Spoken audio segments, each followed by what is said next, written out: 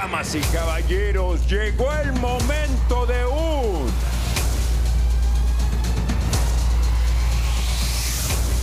combate global.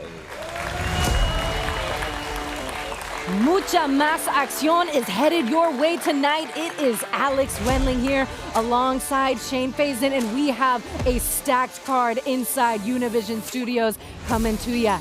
What's up, guys? We got a new format going on, a little bit less professional, ready to go. I got my clipboard just in case Shane starts acting crazy out here. How you doing, Shane? I'm feeling, dude, I've been looking forward to this event all week. I'm so pumped up. I think I might throw a couple kicks today. We got so many good fights lined up. Let's talk about them. We need that from you because you are the fight tips guy. You can break down everything, and you can be in the live chat asking him questions. We'll be interacting with you guys because we have a stacked card tonight, and it is going to be starting off with some heat. The fight that you said that you were most excited for, those featherweights, Marcelo Reyes versus Jonathan Bergos. I'm telling you, this is going to be a technical scrap. We got some of the best boxing. This is going to go down as like fight of the year candidate. I'm telling you, do not miss this one. Really excited for these two to get in there. We're definitely starting off with a bang with that, but then in our main event, we have Kenia Enriquez, and you know, a WBC champ taking on another sport in MMA. The challenge in himself is so impressive. Dude, it's another really good boxing match. I think tonight the theme is just going to be really good striking, really good boxing. Don't blink, because we're going to see some knockouts tonight. And then, of course, we got to talk about the undefeated Jaden Ortega. He's going to go up against one of the most experienced in Combate Global homegrown Ivan Choco Castillo, who's also coming up on some of the greatest work. But let's take a look at these featherweights right here. Jonathan Bergos versus Marcelo Reyes. Like you said, the boxing pedigree of Reyes is really going to showcase a lot. And those featherweights in Combate Global always bring the action. So we cannot wait for that one. But again, we're going to have another great matchup coming up with these guys. Yeah, this is going to be an excellent one right here. We got karate-style bouncing in Martinez going up against Kamacho, who's going to be a little bit scrappier. Like a man possessed, when he gets hit, he just comes back even stronger. This is going to be an excellent matchup right here. Cannot wait for this one. Quentin Cowboy Kamacho bringing in that Cali energy. But then we got the woman, and I'm so excited for Jaden Garcia because she was supposed to compete for Combate Global earlier in the year. Didn't happen, fell through, but now she's going to get to take on Maria Maldonado of Querétaro. This is a Mexico versus Mexico showdown. Two strikers, but Janet said that she does want to mix it up a little bit. And then we got the welterweight. And then we got Jaden Ortega against Ivan Castillo. I talked to Ortega backstage just now, and he is just in such a good mood. He cannot wait to get in there and fight. And he feels that he got under Castillo's skin at the weigh-in yesterday. And if you saw it, there was a little bit of nervous energy, a little bit of tension. That's going to be a good one. Ooh, I love when those face-offs get heated. And between these two, it was definitely some energy in there as well. Kenia Enriquez, the WBC champ, challenging for, she wants to eventually become a champ in MMA as well. And then Hannah Brobyskov, we've seen her compete at LFA. She wanted to take things to the next level, and now she's here in Combate Global. And Kenia even feels that because she lost her last fight, she's extra motivated to get that win. Yeah, and she has nearly 30 boxing matches under her belt. But Brobyskov's got really good counter-striking, really good boxing herself. So again, I think this is going to be a fight that stays on the feet. I don't think either one of them are going to go to the ground because they both have a point to prove.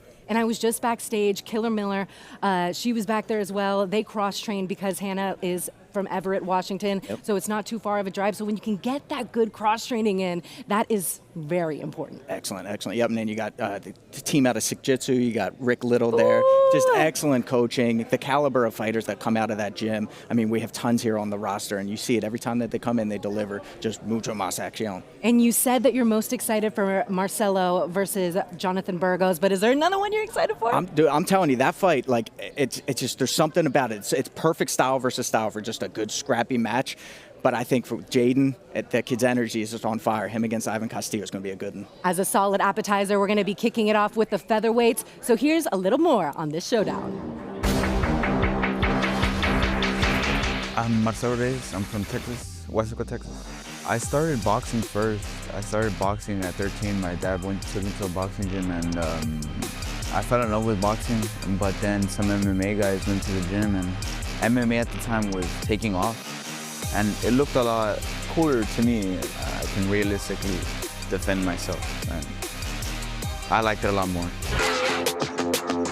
Mi nombre es Jonathan Nicolás Burgos Astudillo y soy de Santiago de Chile. Mi apodo es Brovkov Astudillo y surgió por dos cosas, porque fui carabinero en Chile, que es policía, y por la resistencia a los golpes. Fue una decisión complicada, no es fácil abandonar muchos años de carrera como policía, pero tenía la convicción de que le iba a dar todo para lograr mi sueño, y gracias a Dios se está logrando. Para mí, representar a Chile es un orgullo, a lo máximo, y estoy muy feliz de hacerlo. He's a killer. He's a killer. Don't get me wrong. He's a killer. Three fights, 3 KOs, but he hasn't fought one guy with a win. I'm trying to give my family something that they've never had. My dad would eat a tortilla with salt and lemon. I want to be able to give him the life he never had. Por lo que sé, se especializa en boxeo. La pelea se va a desarrollar realmente como yo quiera. Yo soy muy bueno de pie y tengo muy buena lucha y jiu-jitsu, así que... I saw him right now. He's a little macizo, but we'll see real quick. We'll see real quick where his gas tank's at, and we'll see who has more heart. An absolute banger that is going to be on the way to start the night. That featherweight division is so stacked, but just knowing the background of RoboCop, having 7 years of experience as a cop and wanting to fully commit as a fighter, tell me about what that decision must have been like. Well, first of all, I'm a huge fan of the movie RoboCop, the whole series, and I'm a huge fan of this fighter. It seems like when he's out there, he's completely locked in. One of the things that you notice about his striking style is he doesn't take turns. He doesn't wait for the other person to stop throwing. He's going to intercept you. It's always his turn. You got to be a little selfish in there, and he's like the epitome of that. He's going to shut you down mid-combination. He's going to shut you down with body shots. He's got a really good clinch. He's just a tough dude all around. And we got to think back. We were side by side watching that Trevor Schnurple fight, and it was one of the bloodiest fights that we've seen in Combate Global. Yeah. That was nonstop action, and he said that is the fight where he really proved to himself that he's got heart. That fight could have been stopped multiple times throughout. First round, second round. Schnurple made it into the third round just because he's tough as nails. He's so tough. But man, some of those body shots, we just heard it echo here in Univision Studios. It was just such heavy shots. And those are the ones when you see, if you've ever felt a good body shot before, it's like, you know, it takes everything in your ability to stay standing. I can't believe he was able to. A couple of those lands. Both these guys got good body shots. Both these guys got good boxing. That's why I think this is going to be fight of the night for sure. And that has the potential for someone's that has to go. A lot of undefeated records. Another one coming up in the lightweight division when Quentin Cowboy Kamacho is going to showcase his skill set. He is a Spar Star Athlete of the Year in 2023 and has a little bit of a funky style. He does, yeah. It's like I said, I feel like he's someone who just really enjoys fighting. It's cool too because he jumps around at different gyms out there in LA. He talks about he trains with Eric Paulson, and of course at Tillis. And when he fights, it shows. It seems like he gets better every time. He's hungry. He looks at the little details of things, like chaining his striking into the clinch, into the takedowns. And then once he's there, it's like he's just got that killer instinct where he's really good at finishing fights. And for a little bit more on Quentin Cowboy Kamacho and the karate prodigy, here's this showcase.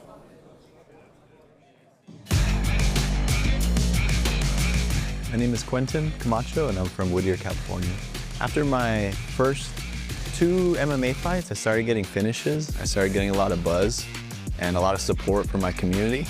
I saw that this was something that I could probably take further, so I decided to go pro. As far as my movement, I like to drive forward and really grind people out, especially in the pro circuit. 5-minute rounds gives me a lot of time to work, a lot of benefit from my cardio as well. Mi nombre es Adrián Martinez y soy de Ensenada, California, México. Representar a México en combate para mí es algo muy importante, es un paso más en mi carrera. Pues yo empecé a entrenar karate desde muy chico, empecé a los 3 años de edad. Empecé a ir destacando, y fui a eventos nacionales, destaqué y luego de ahí empecé a entrenar jiu-jitsu. De ahí empecé a agregar boxeo, el último año agregué lucha completamente. El MMA me ha dado más enfoque, más concentración, más camino también. This one, I know he's a kickboxer, you know, that wide open stance is something that I haven't seen before in my fighting career. So just bringing in some karate guys and some taekwondo stuff, looking for those head kicks. I know he switches stance a lot, really dynamic. And then of course the cardio, just a lot of running. Lo que sé mi oponente es, pues lleva 2 victorias, peleó con un compañero de Ensenada. Creo que se lleva muy bien con el mío, él va hacia adelante, a mí me gusta ir hacia adelante también. Y va a ser un choque, entonces sé que va a ser una gran pelea. In this fight you could expect a finish from me. I'm looking for a first or second round finish. I think I've shown that I'm very durable and also a very technical fighter, so I'll be able to nullify any of his advances. I think he's going to give up his back, and I think I'm going to end up with a choke. Absolutely stoked for this one. Can you show me that bladed stance that he's talking about? So the difference between a squared stance is like if I have headlights on my hips, both would be facing forward. Okay. Once I start to blade, now one hip is in the front. This is going to allow you to bounce in and out, close distance quick, retreat quick. And he's got a really good lead leg, Martinez, right? So he comes out, he takes center of the holla, he's going to flash that high kick, and then it also allows him to spin and throw attacks as well. Okay, I like this a lot. Break it down a little bit more. What do you think we're going to be seeing stylistically? I think it's going to be a masterclass of range. I think you're going to have the karate guy that is Martinez trying to maintain distance and stay within that kicking range, while you got Kamacho, who's going to be trying to pressure and get on the inside. He talks about, hey, like to switch stance a lot, and in that transition, can he catch him? Can he, fire punches down the center? Can he try to flatten the tires? I know you like that expression. By kicking the calf out, right? Leg kicks is a good way to slow down someone who's very bouncy. So I think we're going to see a lot of that going back and forth. And then Quentin predicted that he was going to find his back at some point and get that rear naked choke. Got to close the distance. Out of all the scrambles. Yeah, like if you got to grapple, it means you got to get in close. But the weapons in order to get that distance is the lead leg kick, is the punch. He says he's been working on his boxing a lot, his jiu-jitsu too. Is it enough? I don't know. I mean, that's where it really comes into play. How well are you able to mix it all and be a true mixed martial artist? Because this isn't a karate fight. Even though he has international medals, this isn't a karate fight. You got to make it messy, and I think Quentin Camacho is a master at doing exactly that. And that's what we want. Mucha más acción. I had no idea that Shane was out here already warmed up, throwing kicks, ready to go. I guess he's ready for you guys to ask some crazy questions about technique breakdown, because this is what you live for. This is what I'm used to, but I'm just worried about like tearing a seam in these pants. I can't go higher than hip level. The flexibility is there. I don't know. These ain't those Chuck Norris action jeans. We have our announcer, Beatrice, who's saving the day every day for Shane. She's got makeup for him and everything. So if he does rip his pants, we'll be there. But we're going to take a quick break and see you guys after this.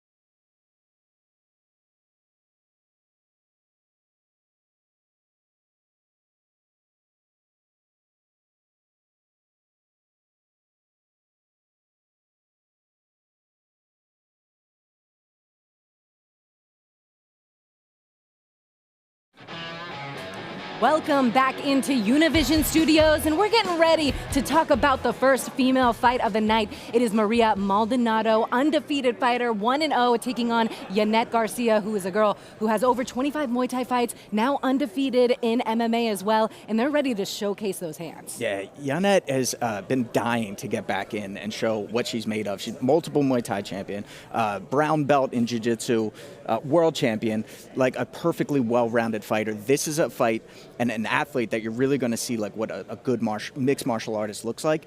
going up against Maria Maldonado, who I feel like, dude, that last fight that we were here for against Frausto was like, it almost ended like a street fight. Remember, she was sitting up and she hit her with that uppercut while she was seated. Action-packed. I think this is going to be an excellent matchup. It was her ability to recover. We cannot wait to know a little bit more about these two fighters.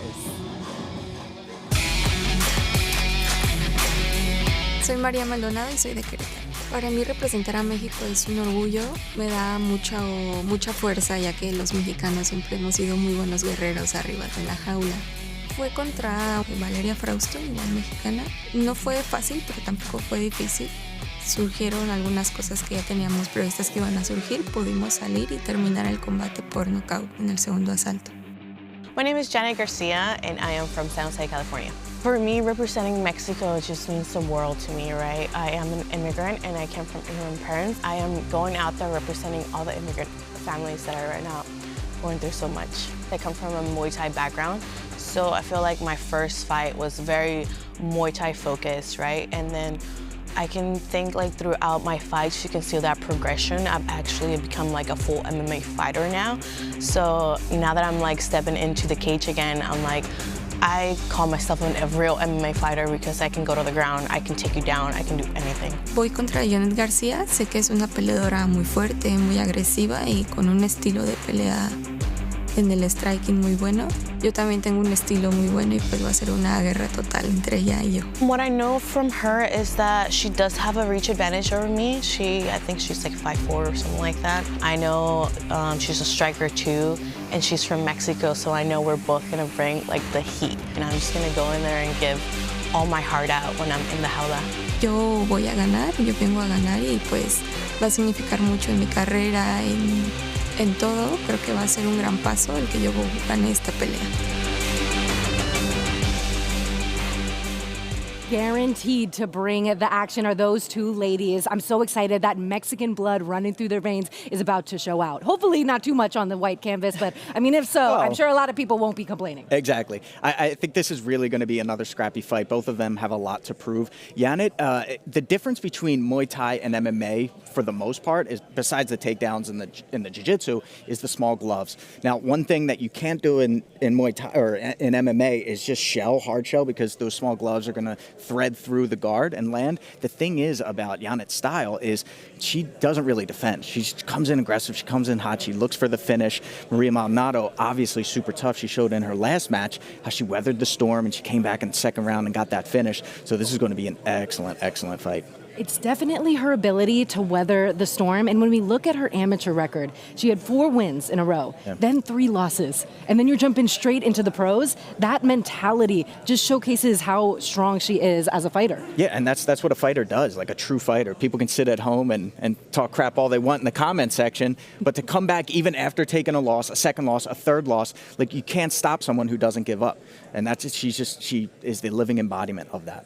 So my question for you now is, how many levels above Stephanie Frausto, Maria Maldonado's last opponent, do you feel like Janet Garcia is? Because with over 25 Muay Thai fights, I feel like that is eons of experience. I got to agree with you there. I think she definitely has the edge on the feet, but I also think she might have the edge on the ground too. Thing is, anything could happen in a fight. So does Maria find a way to find a win? Does she take her to the distance? Does she try to weather the storm like she normally does? Or does she find a knockout? I don't know. I'm leaning towards Janet in this fight. Yeah, I was definitely going to say the betting odds would probably be leaning Janet's way, but we've seen some crazy upsets happen here. And I know a lot of people at home are going to be losing their mind, especially in Mexico, Querétaro as well. So we are definitely going to be having a lot of action. Yeah. I know you had your pick, but how do you think it happens? I'm not good at doing predictions. I don't like to do it. You put me on the spot, though. I'm going to say this fight goes the distance. I'm going to say it's very back and forth. I think that Janet has a lot of pressure since she hasn't been in there in some time. I feel like she has a lot to prove. And when you have that added pressure, you tend to go a little hard early, and then you start to fade. And then we've noticed that Maria Maldonado is really good, like we said, at weathering the storm. If she can drag Janet into deep waters, maybe the end of round 2, round 3, she starts to pick it up, would be a great strategy going into this, and she could pull off the upset. Mucha más acción. I know the atomweights always bring the action, but the welterweights is probably one of the most entertaining divisions in Combate Global. So here's a little bit more about them. Mi nombre es Iván Choco Castillo y vengo de Ensenada, Baja California, México. Lo que se destaca de un mexicano es el hambre y el corazón y las ganas que le ponemos a cada entrenamiento, a cada pelea, siempre lo damos todo. En realidad el MMA me ha dado todo, tanto económicamente como mentalmente. Creo que el MMA es mi vida, ¿no? No me imagino retirarme ahorita. My name is Jaden Ortega and I'm from Spokane, Washington. So that first fight with Jimbo Pace, it was good, very efficient, but just a little bit more conservative. And so I think now I'm able to use that offensive skill a little bit more and be more aggressive towards my opponents. I'm gonna bring some flash, a little bit of jab, a two, flying knee, or anything that's gonna hit him is gonna hurt him. So he should expect some pretty hard hits. Pues mi extra sería la experiencia y creo que el cardio es un superpoder, así lo llamo yo. Creo que va a ser una pelea de choque y pues va a ganar el que presione más y el que aguante más. Just to keep the undefeated record. So not only win, but do it in a flashy fashion. I want to be able to book the next main event. I believe I'm told it's Mexico City, and that's actually on my birthday, September 18th. It'd be pretty cool to headline that card too. So I feel like with the first round finish in this fight, I'd be able to get that next opportunity. Todas mis armas van a ir en esta pelea. Espero que Jaden esté preparado, porque creo que nunca he peleado con alguien tan experimentado como yo. A lot of people are looking forward to this fight as one of their favorites. I gotta get your opinion. Jaden Ortega, he's already looking ahead to September 18th. It's gonna be his birthday that day. He wants another fight. He thinks this is gonna be an easy win for him. Does any of that make you feel like he might be looking past Ivan Castillo? I mean, anytime people start to talk about that, that's what you have to wonder, right? Am I looking past my opponent? And Ivan Castillo is not someone you want to look past. Very heavy-handed. When he lands those shots, it looks like it steals people's soul a little bit. And then when people get hit with a heavy shot, what do? They usually shoot the takedown. The thing is, he's got excellent takedown defense. So if Jaden gets hit with a shot and goes for the takedown but can't get it, now this is where it becomes that like high-level chess match. Jaden's really good in the clinch. So then does it become a clinch match? Like, this is why I love MMA. I could talk about this all day. I do like Jaden's manifestation powers. I mean, being the headliner on your birthday in the city of Mexico, that is pretty boss. Yeah. But Ivan Choco Castillo, he said that he doesn't think Jaden has ever faced someone with his type of experience. But on the other side of that, he has quite a few losses. And Jaden said that fight IQ might not exactly be there. I mean, it's going to be there. When you got 40 fights under your belt, 40, that's a lot of experience, right? And how many minutes is that you've spent in there dealing with the nerves, dealing with that adrenaline rush? Although I will say it seemed that Jaden Ortega didn't seem at all nervous. I talked to him backstage yesterday at the weigh-ins. He was playing some psychological games with Ivan Castillo, and it seemed to get under his skin a little bit. It looked like he had a little bit of a nervous smile on his face there. So I think he won round 0. But what happens when they actually start throwing punches, throwing kicks, get pushed up against the cage in La Hala? That's when we're going to see who the real winner is. And I know you've seen the evolution from the Jimmy Pace fight to the Marcus Llorera first round knockout. What could you say about the differences you saw in Jaden's game just in the small time that he had between fights? Yeah, I mean, he's super slick, but he's getting more calculated. His footwork is a little bit more balanced. I really like his head movement. He does a really good job of slipping the right hand, following up with a lead uppercut, rear hand, which like landing uppercuts is super hard, but he finds a way to close the distance because he's not afraid of getting hit. And then and he's so agile, he's so athletic. He rips head kicks from out of nowhere. He throws flying knees from within the clinch. He's super athletic. Is it enough against the experienced Castillo? We'll find out. Yes, and this is Ensenada versus Spokane, Washington. That is going to be a great one. We cannot wait for it. Alex Wendling, Shane Faison. We'll be right back.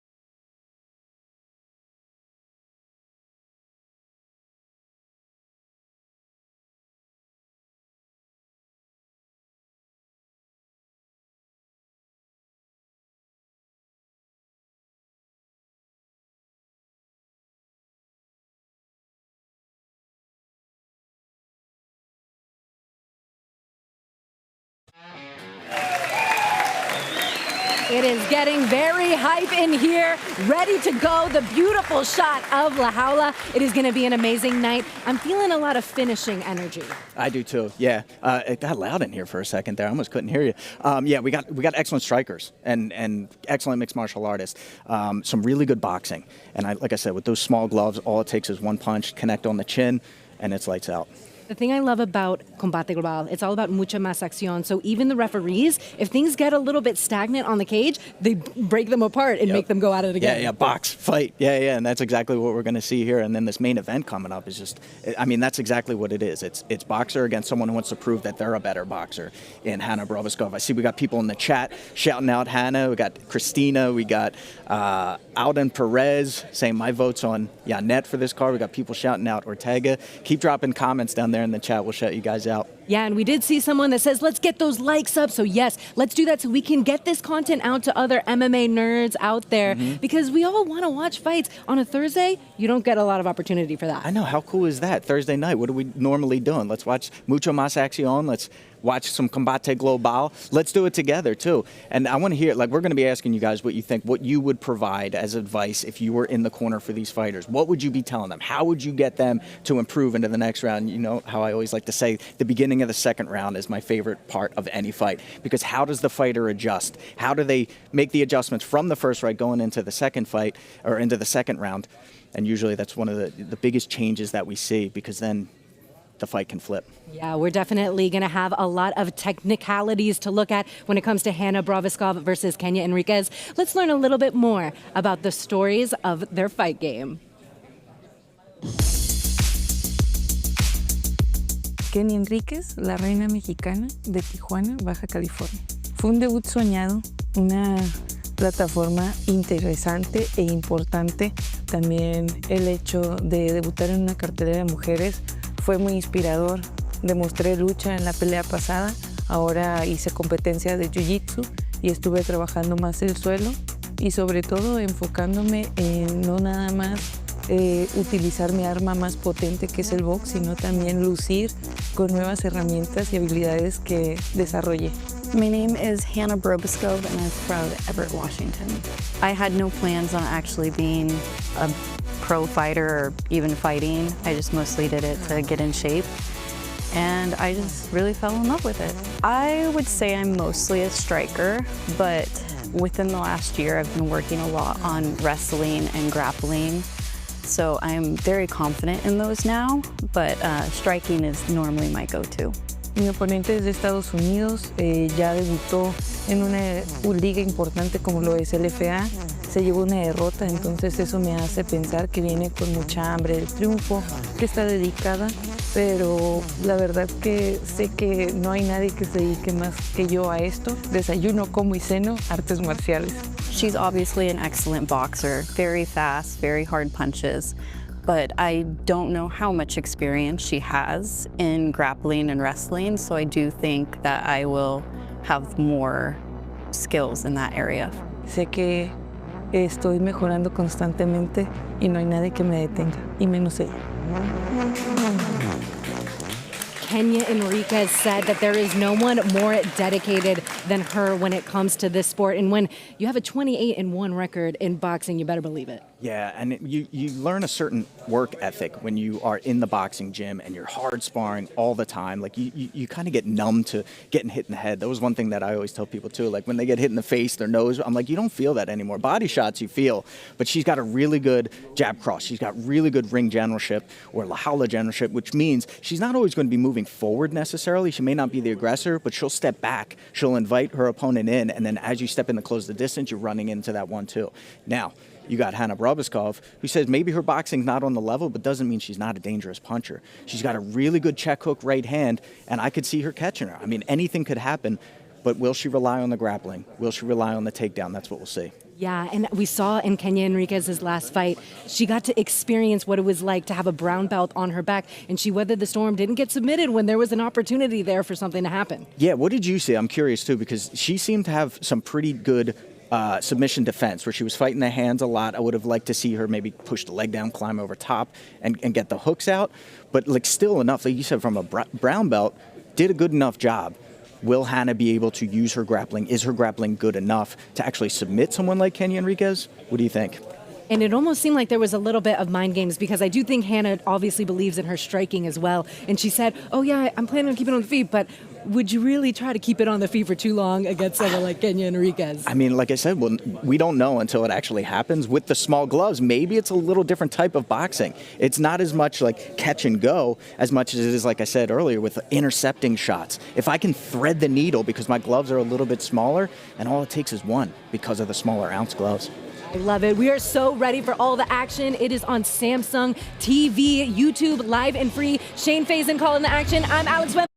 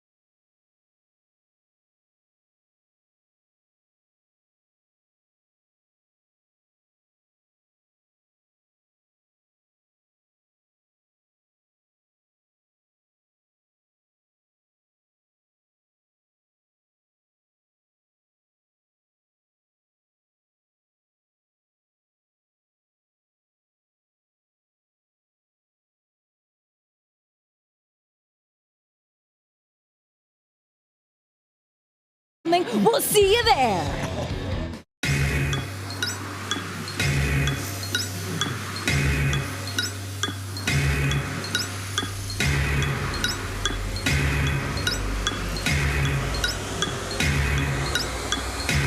Y ahora, damas y caballeros, llegó el momento de un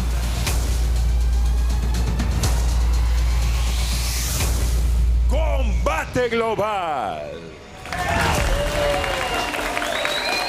The crowd is on their feet. We are in Miami. The energy is high.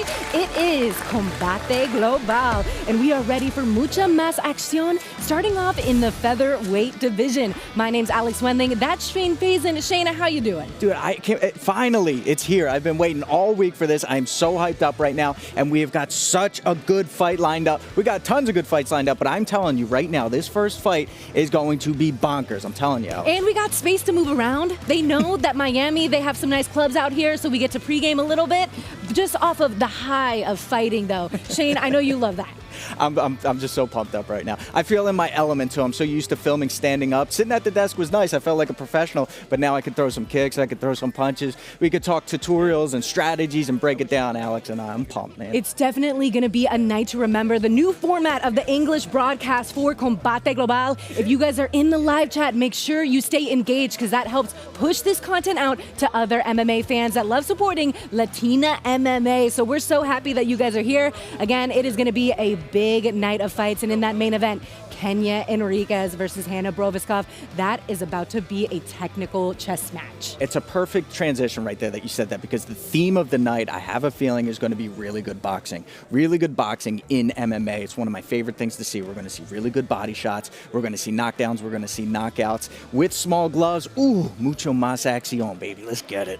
I love it, and I love how there's a lot of pressure on some of these fighters who have undefeated records. For instance, Jonathan Ethan Bergos. He is 3-0. We have a classic Chile versus Mexico showdown against Reyes, who is also going to bring in that boxing pedigree. So we know we're going to see a lot of action on the feet in the featherweights of Combate Global. Telling you, always bring the action. I'm telling you, Alex, that's going to be fight of the year candidate right there. Then we got Adrian Martinez against Quentin, no ordinary cowboy Kamacho. We got the karate style fighter in Martinez, who's bouncy and long and kicks, against the aggressive, calculated pressure of Kamacho. Going to be a really good one there. And then the fight that I am most excited for, just because I am such a fan of the woman of Combate Global. It is Maria Maldonado of Querétaro taking on Garcia, who is hungry to showcase what she has been working on. She stayed in during July 4th to train, so we know she's ready to showcase those skills. So excited for that. So excited for this one, too. We got Jaden Ortega. This kid is a superstar in the making, going up against the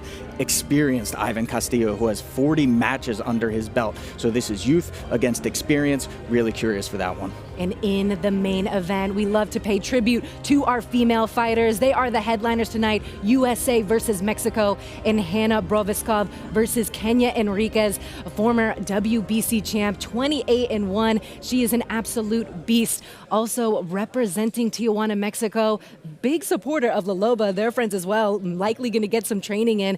This is a stacked card, and I know you've been here for quite some time, but how does this card stack up to some of the other ones we've seen? There's something special about this one. I could feel it in the air. Well, obviously getting rid of the commentary desk, I like that. I'm a fan of that. But these fights, I'm telling you, absolutely stacked. Really good striking. Action-packed, back-to-back. Don't miss any of these, starting with this first one coming up. Toss it to Beatrice.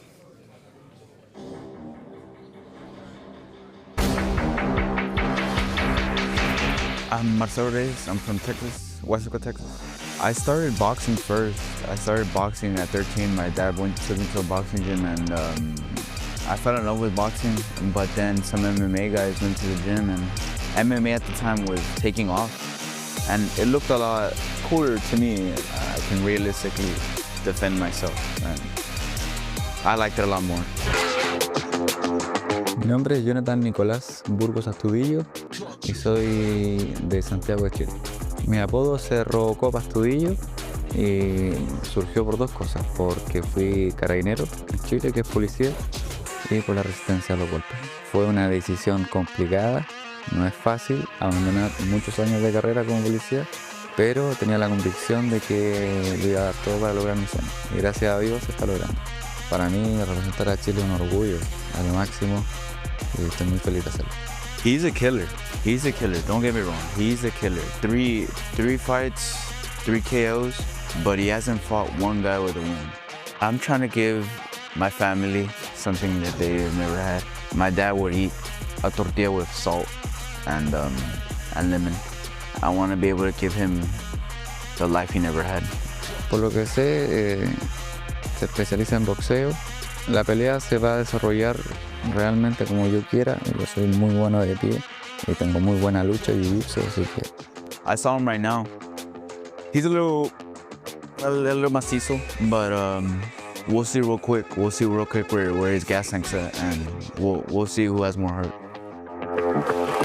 I can feel the energy in Univision Studios. These guys are ready to go. I saw them in the back, stoic, focused, and ready to do the job. Yo, I love when a highlight is 90% body shots. You know this is going to be action. Some of those body shots that both of those dudes were ripping in the last match, like I said, echoed in La Hala. So I'm telling you, watch this fight. Don't miss this one, because this one is going to be epic. And our favorite person in the world is going to get us started, Beatrice Gales. Entrando a la jaula, Jonathan Burgos.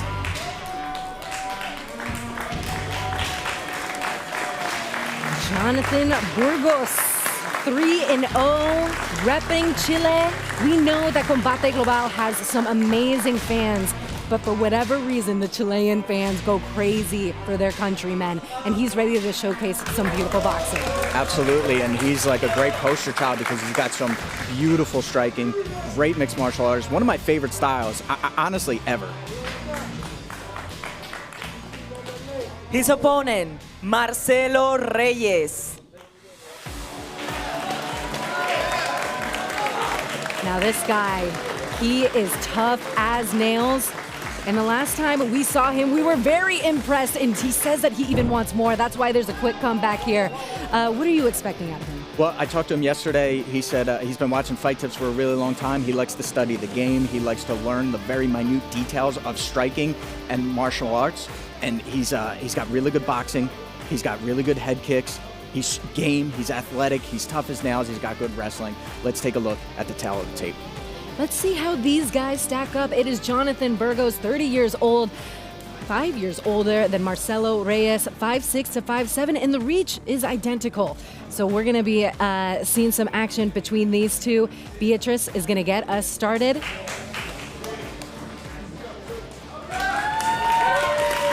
Y arrancamos con mucha más acción, las reglas de la jaula.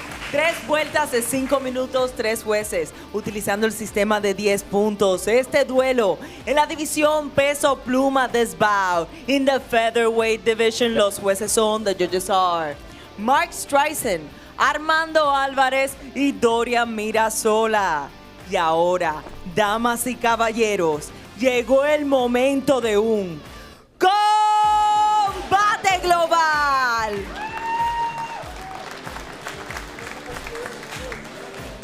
Presentando la esquina azul in the blue corner, wearing red, vestido de rojo. Su peso oficial, 145.8 libras. Official weight, 145.8 pounds. Esta noche entra a la jaula invicto como profesional con 3 victorias tonight. He enters la jaula undefeated as a pro with 3 victories. Desde Santiago de Chile, Jonathan Brovkov.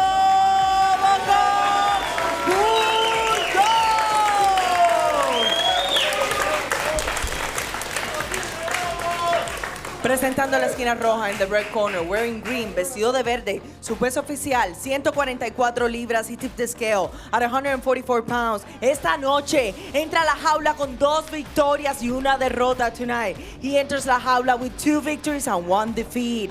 From Edinburgh, Texas, Marcelo Reyes. El referee, Marcos Pérez de Panamá. Ok, vengan hacia el centro.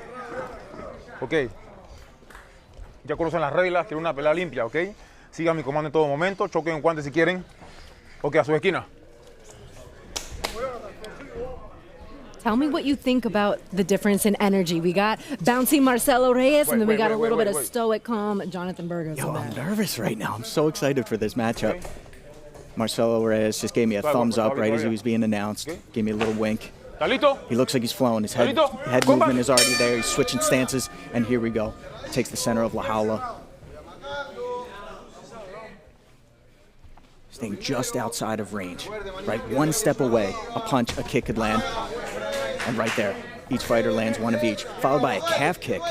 And they're going to start exchanging those low kicks right off the bat. Likely because they respect each other's boxing, so they want to be able to immobilize them a little bit. Exactly, yeah, you want to slow them down. Right, you need connection to the floor for your balance, for that power. Turning the hips, turning the shoulders, moving your feet, creating angles, creating distance. Super technical. I love all the kicks here. They know they're both boxers. Why just rely on your boxing when you could start to shut that down with some of those kicks? And the last time we saw Bergos, it was the first time that he had ever competed in the United States. But now it's probably starting to feel like familiar territory. For a second, it looked like he was going front headlock, but the takedown from Marcelo Reyes straight into side control. Beautiful, beautiful work. I think what happened was he felt that calf kick. It seemed to disrupt him a little bit, and he said, you know what, screw this. I'm shooting for that takedown. I'm going to take him where I'm comfortable. Can't throw calf kicks when you're on your back, but look at this quick scramble. Right back to the feet. I told you it's going to be a good one, Alex. You would think when he had them in side control that it would be a quick move to mount, ground and pound, but man, Jonathan Bergos was ready to escape that. Now letting some knees fly. Yeah, last fight he only got to showcase his striking. There wasn't much grappling. And we got a packed house in here tonight. Everyone is just rubbernecking to see the action that's going inside La Jaula. And every time they're up against a cage, I always think about what your piece of advice is looking through them. Yeah, exactly. And you're seeing that from Bergos here in red. He's getting that better head positioning. Now he's digging for the underhook, and they separate. Now here we go. Ready? Good jab, slip. He catches him. He's on top of him. He's looking for the finish. Oh my God. Can Bergos recover? Beautiful slip into that left-right combination. Look at the calm, relaxed. He's catching his pressure, locking him up, giving him a chance to get his wits about him. In half guard now. Now this is important. Marcelo's got to stay calm here. I like that he's continuing to attack the body. He's investing, trying to get him a little bit more tired, but not overexerting. Because if Bergos is able to recover here, we still got 2 more rounds of action. And you see Jonathan Bergos trying to close that distance, so there's no opportunity for the ground and pound here. Doing a good job, tying up the arms, keeping his posture broken. Now he's hip escaping, trying to create some distance. He's going to get full guard. It was a flurry of strikes. I didn't get to see which one dropped him, did you? It looked like he slipped the right hand, threw a left to the body, and I believe it was the right hand over top. It happened so quick, but that's what it looked like to me. His overhand rights are so strong. We've seen that time and time again. And now we're getting to see Jonathan Bergos, what he can do from the guard. With 1 minute and 54 seconds to go. This is good. This is really good strategy from both fighters. Neither one of them want to overexert and get tired because they know they respect their opponent. Bergos is still trying to recover here. Who knows if he even remembers what happened, right? You get hit with a big shot like that. Oftentimes after the fight, you go, what happened? I don't remember anything after getting hit. Oh, good elbow from his back, though. I love that. Something like that could cut someone open right on the brow, above the eye. Back to the feet. Oh, let's do this. No glove touch. No, let's work. Now let us know if you're watching from home. What are you liking so far? Again, tries the same combination. A little bit of desperation here from Bergos. Doesn't look totally back in his element just yet.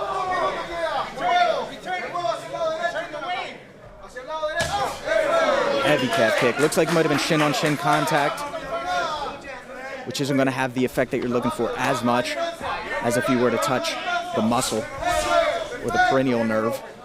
40 seconds left to go. And he returns one himself. Really smart move. If you were in the corner of Jonathan Bergos, what would you say? Honestly, I would just try to calm him down. I would make sure that his breathing was under control, get his heart rate down, and then you got to try to see how much does he remember. Maybe ask him a quick math equation, see if he's got his wits about him, because you don't want to overwhelm him with too much information, because then you're not going to get the result you're looking for. Good counter left, yeah, beautiful. 10 seconds left. Oh, I'm hyped up. Bit of a wind-up on that high kick there. Anything here in the last couple seconds?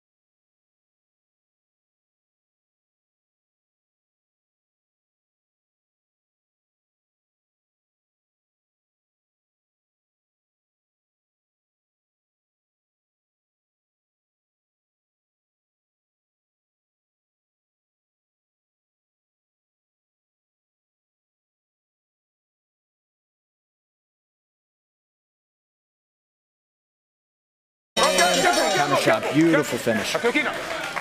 Listo, listo. Okay, está listo. Está listo. Combate. Second round underway. Definitely a fiery one in the first. Which one did you have it for? Definitely got to give that to Marcelo Reyes for that knockdown. Got on top, landed some damage. And what adjustments do you think we're going to be seeing from Bergos? I thought we were going to see a little bit more movement, but there still seems to be some stagnation. Now, right as I say that, he starts to move his feet a little bit more. I love the way Marcelo's just stalking him nonstop. Yeah, look, he lands a heavy right hand, followed by left hook. And then times the striking perfect, gets underneath of the boxing, attacks that single leg. And this bout is at featherweight, but Marcelo has said he believes he could be champ at 135, but he's even able to showcase a lot of power and strength at this weight. Look at the size of his back and his legs. Just really strong, look, tree trunk legs. Good takedown defense, gets his back off the cage, does Bergos. Back to the striking, this is what everyone loves to see. Bergos has got to be, excellent. Sets it up with a beautiful feint, fakes the knee, follows up with that right hand, walks into it. I was just going to say, we need to see a little bit more feints. Uh-oh. A little bit of taunting. Starting to get a little bit of theatric here. Marcelo does that. He's a showman. He'll bang his hands together. He'll say, what's up? Come on, let's go. We're fighting.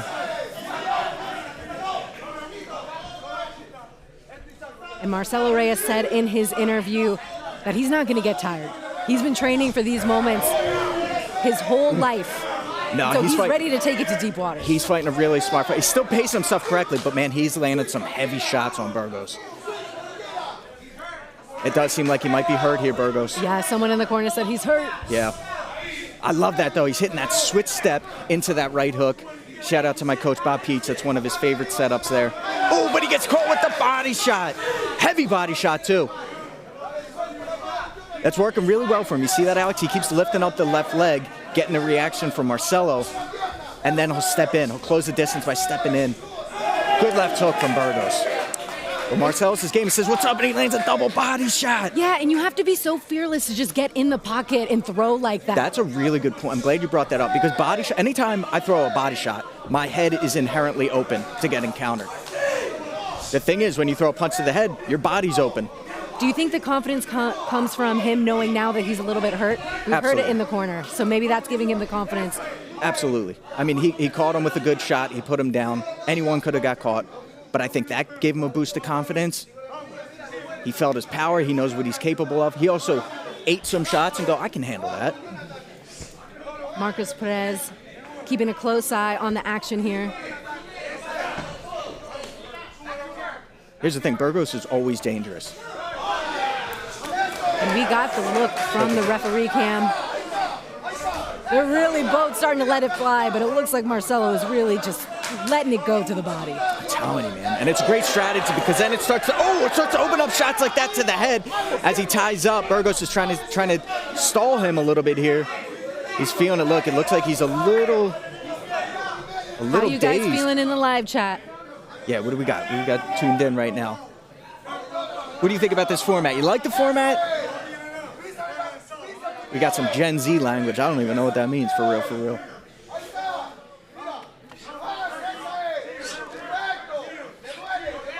Exchanging knees.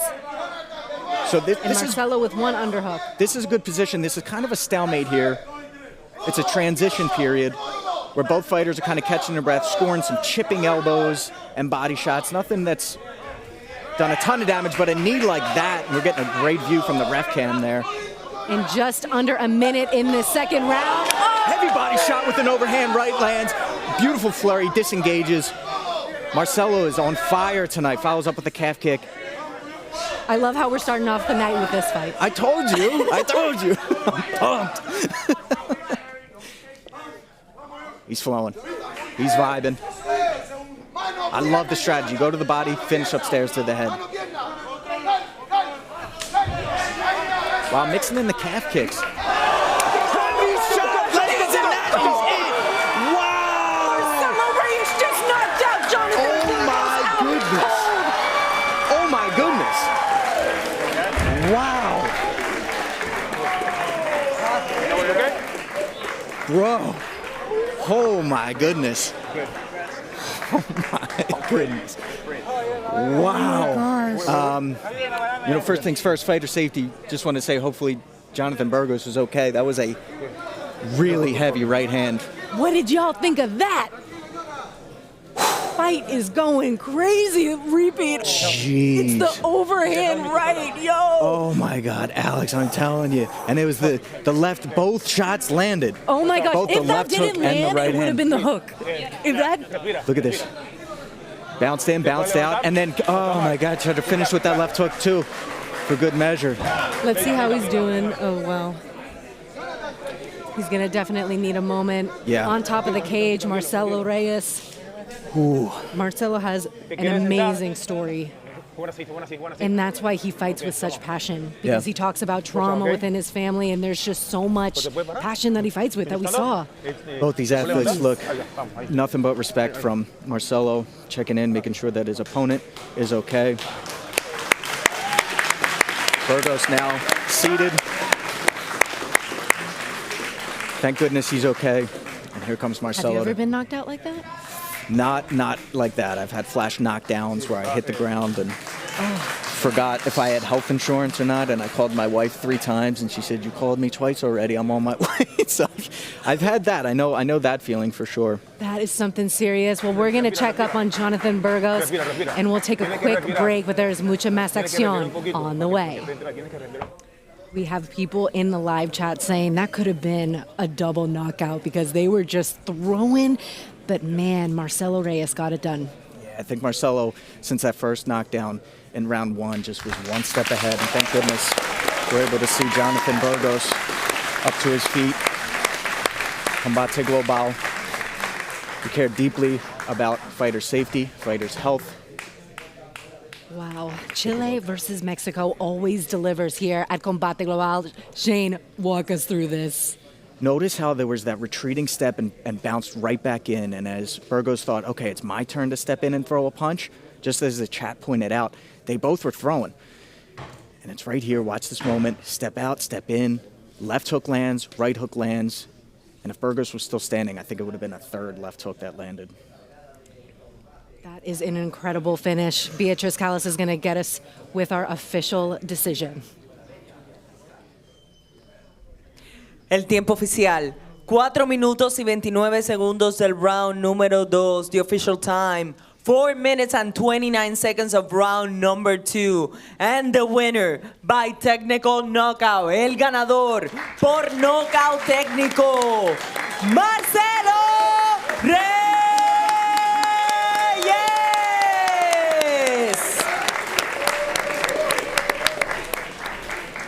We got people on their feet in Univision Studios tonight, and they are greeting each other. I mean, wow, after a crazy finish like that, we got our matchmaker, Tony, in there ready to congratulate Marcelo Reyes because what a performance. Yeah, an emotional Marcelo Reyes, and for good reason. He was saying how he knows Jonathan Bergos is a killer. He said, no doubt, this dude's a super tough opponent.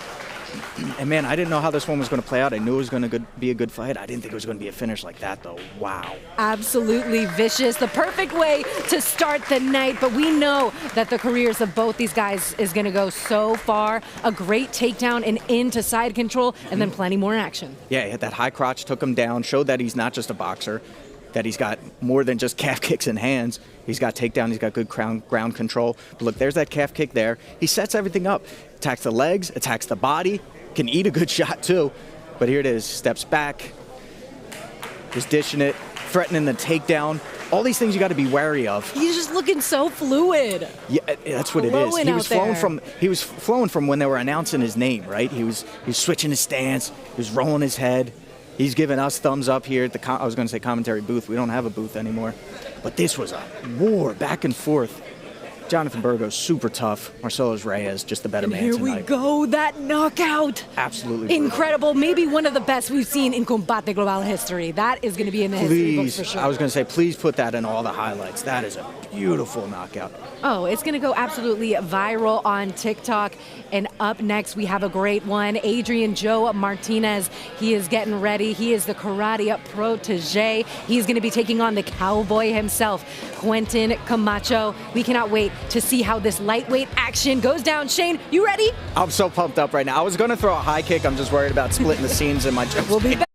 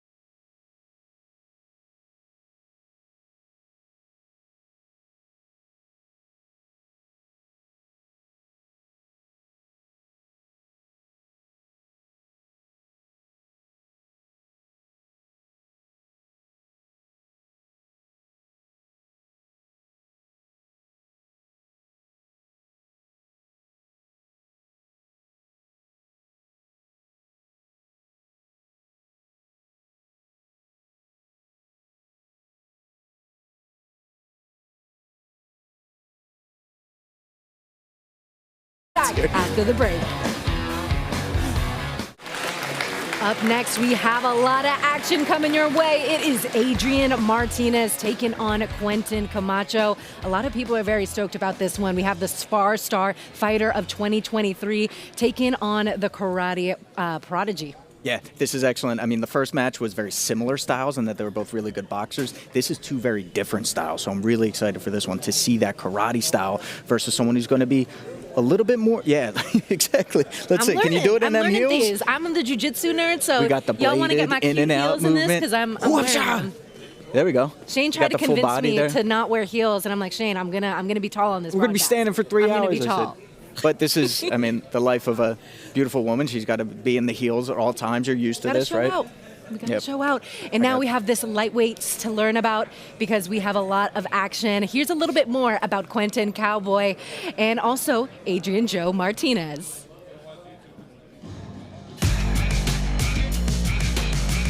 My name is Quentin Camacho, and I'm from Whittier, California. After my first 2 MMA fights, I started getting finishes. I started getting a lot of buzz and a lot of support from my community. I saw this was something that I could probably take further, so I decided to go pro. As far as my movement, I like to drive forward and really grind people out, especially in the pro circuit. 5-minute rounds gives me a lot of time to work, a lot of benefit from my cardio as well. Mi nombre es Adrián Martínez y soy de Ensenada, California, México. Representar a México en combate para mí es algo muy importante, es un paso más en mi carrera. Pues yo empecé a entrenar karate desde muy chico, empecé a los 3 años de edad. Empecé a ir destacando, fui a eventos nacionales, destaqué y luego de ahí empecé a entrenar jiu-jitsu.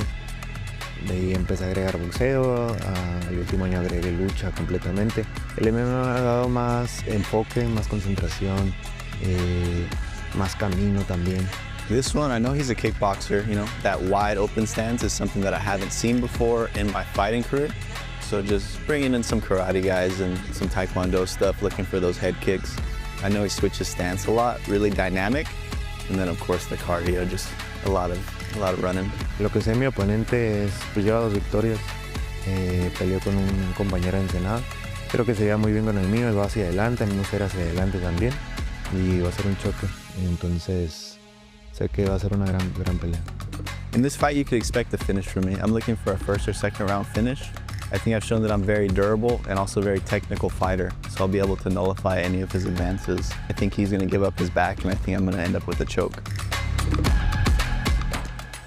Adrian Joe Martinez versus Quentin Camacho. That promises the action, and we're going to have Beatriz Callas get us set up for what could be the fight of the night. After the action that we saw, it could be tough. I know. Let's say I don't know. The energy in here is real. And we definitely are going to see some crazy things. So, Shane, I'm happy to be here side by side. Spin kicks. Let's take it to Beatriz. Entrando a la jaula, Adrián Martínez.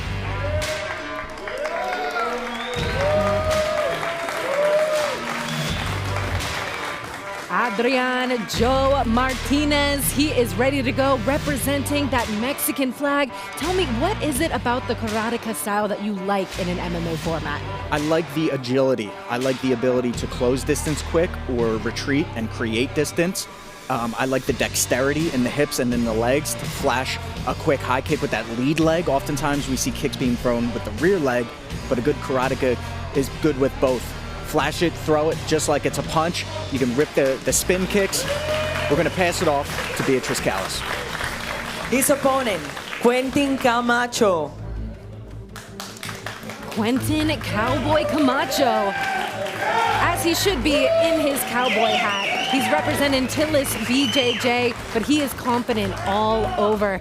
And he's ready to show out that SoCal Jiu-Jitsu. Yeah, he is no ordinary cowboy. I really like this kid's style. He's someone who seems like he enjoys fighting. He's like a man possessed in there. When he gets hit, he seems to just come back stronger and stronger. And I see we got people in the chat shouting out from Whittier, training out there just south of LA. Brendan, I see you in the chat there. Keep the comments coming. Let's take a look at the tail of the tape. We got Adrian Martinez, 24 years old, against Quentin Camacho's 27. Height is given to Camacho, who's a couple inches taller, a little bit of a longer reach. And we're going to hand it off now to Beatriz Callas. Continuamos con mucha más acción este duelo. En la división peso ligero, we continue with much more action this bout. In the lightweight division, los jueces son, the judges are Jonathan Lane, Mark Streisand, and Armando Alvarez. Presentando la esquina azul in the blue corner, wearing black, vestido de negro. Su peso oficial, 158.8 libras. His official weight, 158.8 pounds. Con un récord profesional de una derrota. With a pro record, 1 defeat. De Ensenada, Baja California, Adrián Joe Martínez.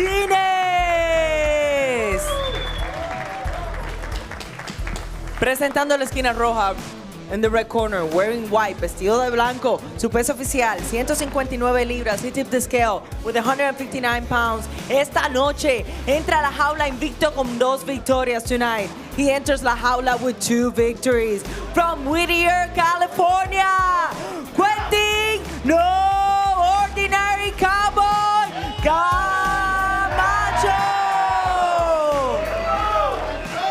El referee, Ramón Ramos. Hey guys, come here. We went over the rules in the dressing room, all right? Ninguna pregunta, no questions, right? God bless, shake hands, respect. All the way back until we're ready, sir. Thank you. Thank you. You know that these guys have to get good warm-ups in because it's freaking cold in here. There's nothing worse than getting ready to fight for your life. But look at them, they have no shirts on, just shorts. Watch how quickly Adrian comes out, takes center of la jaula. Ready? And watch for the kicks, because all it takes is 1 kick. It's hard to see it coming because it travels under the eye line. Ooh, and a little bit of switch stance already. Yeah. When it comes to the switch stance, what about that throws you off? You just don't know which strikes are coming from where. It depends. It depends on who you're talking about here. If you have Watch a style, the cage. I almost throw him right out of the la jaula there. A little bit of dominance being shown here from Quentin Camacho early, and this is where he wants to be. It was calculated pressure that prevented Adrian from firing off his kicks. Now he's in a spot where he doesn't want to be. Now we're really going to see how is his cage wrestling, how's his takedown defense, how's his clinch. But look, there's the good head positioning there. And this is definitely a similar scenario that we saw in his last fight against Gabriel Ortega that went the full distance. And when you go to the full distance, that gives you the confidence that you can take things into deep waters and immediately putting that pressure. Exactly, yeah. Looks like Adrian's trying to frame with his shin here and push out. But look as Quentin starts to cut this angle. Looks like he's going high crotch. And he gets it. Gets it. Whoa. Almost with ease, too. Now, as a karateka, not where you want to be is on your back right here. Let's see how his jiu-jitsu is. Let's see how his scrambles are. Looks like he's conceding a little bit. Looks like he wants to stay here. He's on one hip. He's got half guard. Doesn't seem to have much urgency to get back to his feet. He's looking for the triangle. No, doesn't have it. Didn't have it. Shot it up. Super calm and collected is Quentin Camacho. We're going to have to get a replay of that takedown for sure, because that was beautiful work. Backhand slap there. Don't grab the cage. Oh, heavy right hand lands. How often do you think MMA fighters practice this exact moment? That's a really good question. Probably not enough. Yeah, Probably right? not enough. Yeah. Actually, I love Alex. You're sharp, man. You don't get enough credit. I'm getting ready to do some coaching, help you guys out. At least learn on the sidelines. Make some suggestions out here. Yeah. You don't get enough credit. And then you get all the hate from the comments just because you're a woman. It's crazy. It ain't fair, I tell you, it ain't fair. But they don't say it to my face, Nah, y'all. of course they don't. And they would never say anything to Quentin Camacho's face either, because they know what's up. He's immediately moving into mount. He said that this is what he wants to do. Pressure, pressure, pressure, and we're seeing that right here. This looks to be like an easy fight for him so far. And look, he's already got both hooks in, takes the back. This is exactly what he flattens predicted. him out. That's the back. Good job. He's going to soften him up with some punches. If he gets this, we are going to be able to splice together his interview, basically talking about how he was going to get a rear naked choke in the first round. He's going body triangle with his legs here. Yeah, I think this is the beginning of the end here. Yeah, that is definitely a tough He might even just get he's going to get a neck crank on him, isn't he? Ooh, that's painful. And here comes the tap. He's already winding up. No, he fights through, Adrian. He's definitely tough, but now he's under the now neck. It's under the chin. Yeah. That's a tap. Man, that kid Quentin Camacho that kid is remains special right undefeated. there. Made it look easy, too. So really quick. good. Wow. Look at him. Looks like he just woke up. He's coming off of a rear naked choke win over there at Uriah Faber, another promotion, and now he gets it done. And it looks like he could be ready to go for the next card that we have. Just going to say, bring him back. I want to see him fight again. I want to see more ring time from this kid. We Super know sharp. the Spar Star fans over there in SoCal are losing their mind. Have you ever been to a Spar Star fight? I have not. No. Crazy energy. They fill Insane. up the entire. It depends on which location they have. Always amazing. Tony, the matchmaker from Combate Global, he puts those shows on, and they are amazing. And it really helps get some of the best fighters here at Combate Global on the biggest stage. Wow, I got some swelling here. Didn't even see anything land. Tony, you got to hit me up. I want to come out to one of those. I know there were some people in the live chat that were saying that if you haven't seen Quentin Camacho fight, you gonna learn today. Oh. And we just learned We again. just learned about that. Take us through it, Alex. Look at this. All right, to the back, immediately locks in that body triangle, and there was no immediate defense to get that out. At first, like you said, it started off as a neck crank, but then he found his way under the chin, and once that happens, there's not much that you can do there. And then he looked right into the ref cam, said, I'm done. Help me. Wow. Beautiful work. First round finish continues that undefeated record. You can't really ask for much more as a fighter. Yeah. Come out seriously. unscathed, other than, that beauty Yeah, he mark got that a little he has bit. Yeah, now. put some ice on that. He'll be all right. Quentin came up to me yesterday and he said, I've been watching Fight Tips for years. He said, He been was watching. such a fan. Yeah, he He's said, I've been like, watching. "Can I get your Can I get a picture? He said, I've been watching since Ant was out there. And I said, I'm going out tomorrow. Ant's getting married. So shout out to Ant. Congratulations. Mucha más acción coming up. We'll be right back. The fans are going crazy. We're going to get a 100% finish rate tonight. I feel it. Beatriz Callis with the official decision of the fight. El tiempo oficial, 3 minutos y 18 segundos del round número 1, the official time. 3 minutes and 18 seconds of round number 1. And the winner by technical knockout, el ganador por knockout técnico, Quentin Camacho.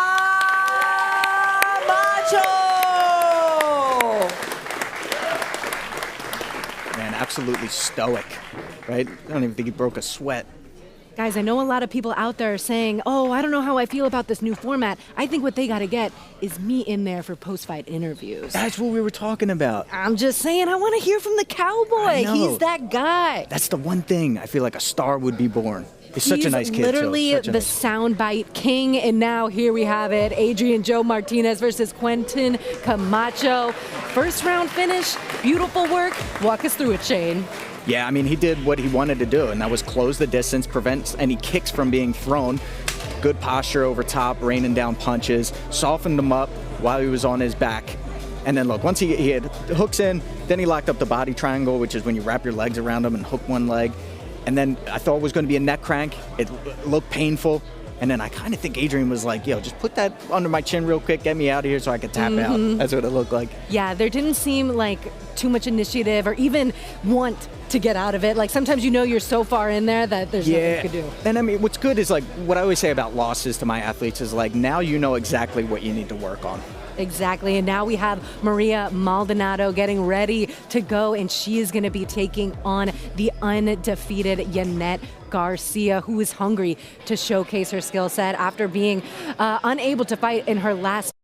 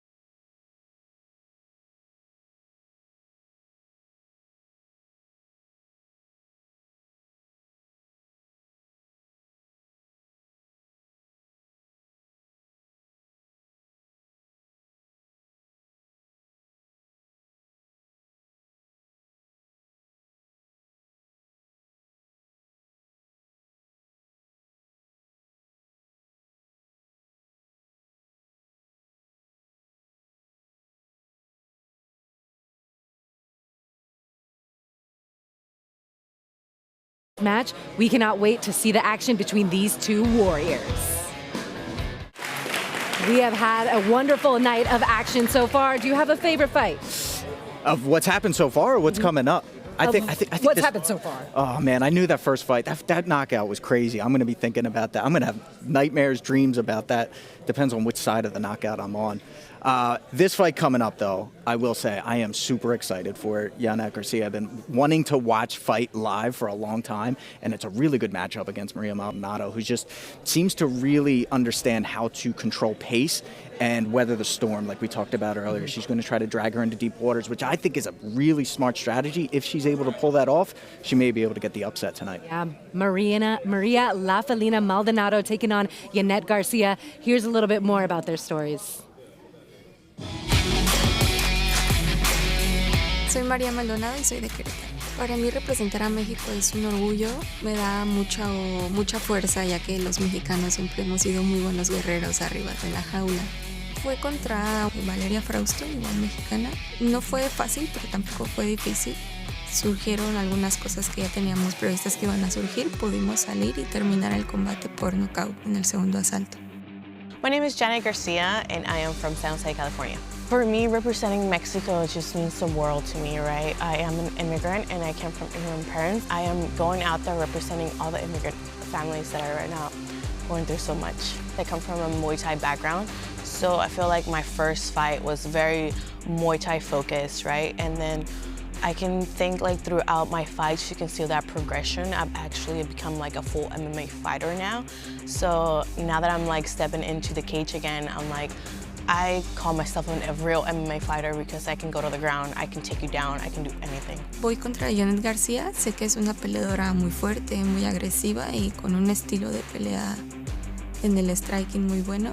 Yo también tengo un estilo muy bueno y pues va a ser una guerra total entre ella y yo. What I know from her is that she does have a reach advantage over me. I think she's like 5'4" or something like that. I know she's a striker too, and she's from Mexico, so I know we're both gonna bring like the heat. And I'm just gonna go in there and give all my heart out when I'm in the jaula. Yo voy a ganar, yo vengo a ganar y pues va a significar mucho en mi carrera, en todo. Creo que va a ser un gran paso el que yo gane esta pelea.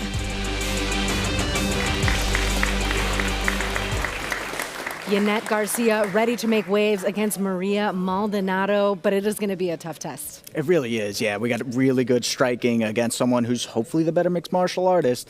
We're going to see what happens, but we're going to toss it over to Beatriz Callas. Entrando a la jaula, Maria Maldonado. Representing Querétaro, she is coming off of a vicious TKO against Stephanie Frausto, and she is ready to showcase what she has improved on since then, which wasn't so long ago. No, it was only, man, it feels like a couple of weeks ago, but she showed how tough she was. Landing that uppercut to a seated position, man, that was brutal. I cringed a little bit when that happened. Yeah, they're definitely going to bring the action, and we know that she wants a win against a girl like Janet Garcia. Beatriz, we'll send it to you. Her opponent, Janet Garcia.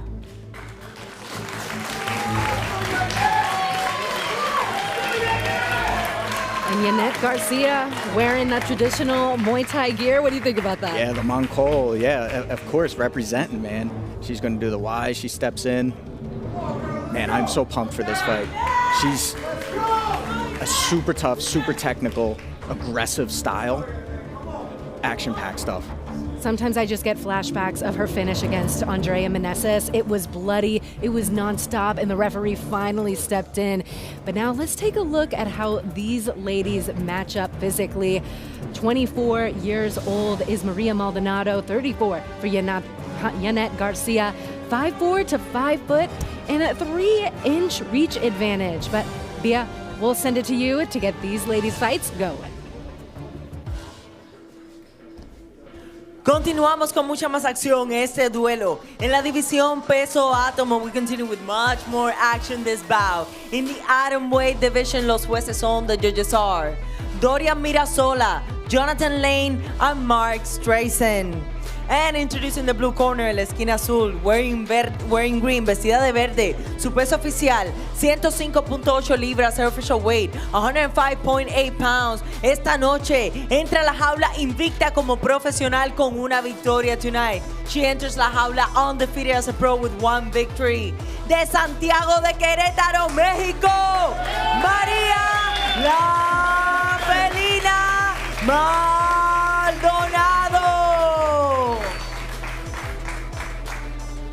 Presentando la esquina roja, in the red corner, wearing red, vestida de rojo. Su peso oficial, 106 libras. She tipped the scale at 106 pounds. Esta noche entra a la jaula invicta como profesional con 3 victorias tonight. She enters la jaula undefeated as a pro with 3 victories. De San Jose, California, Janet Garcia.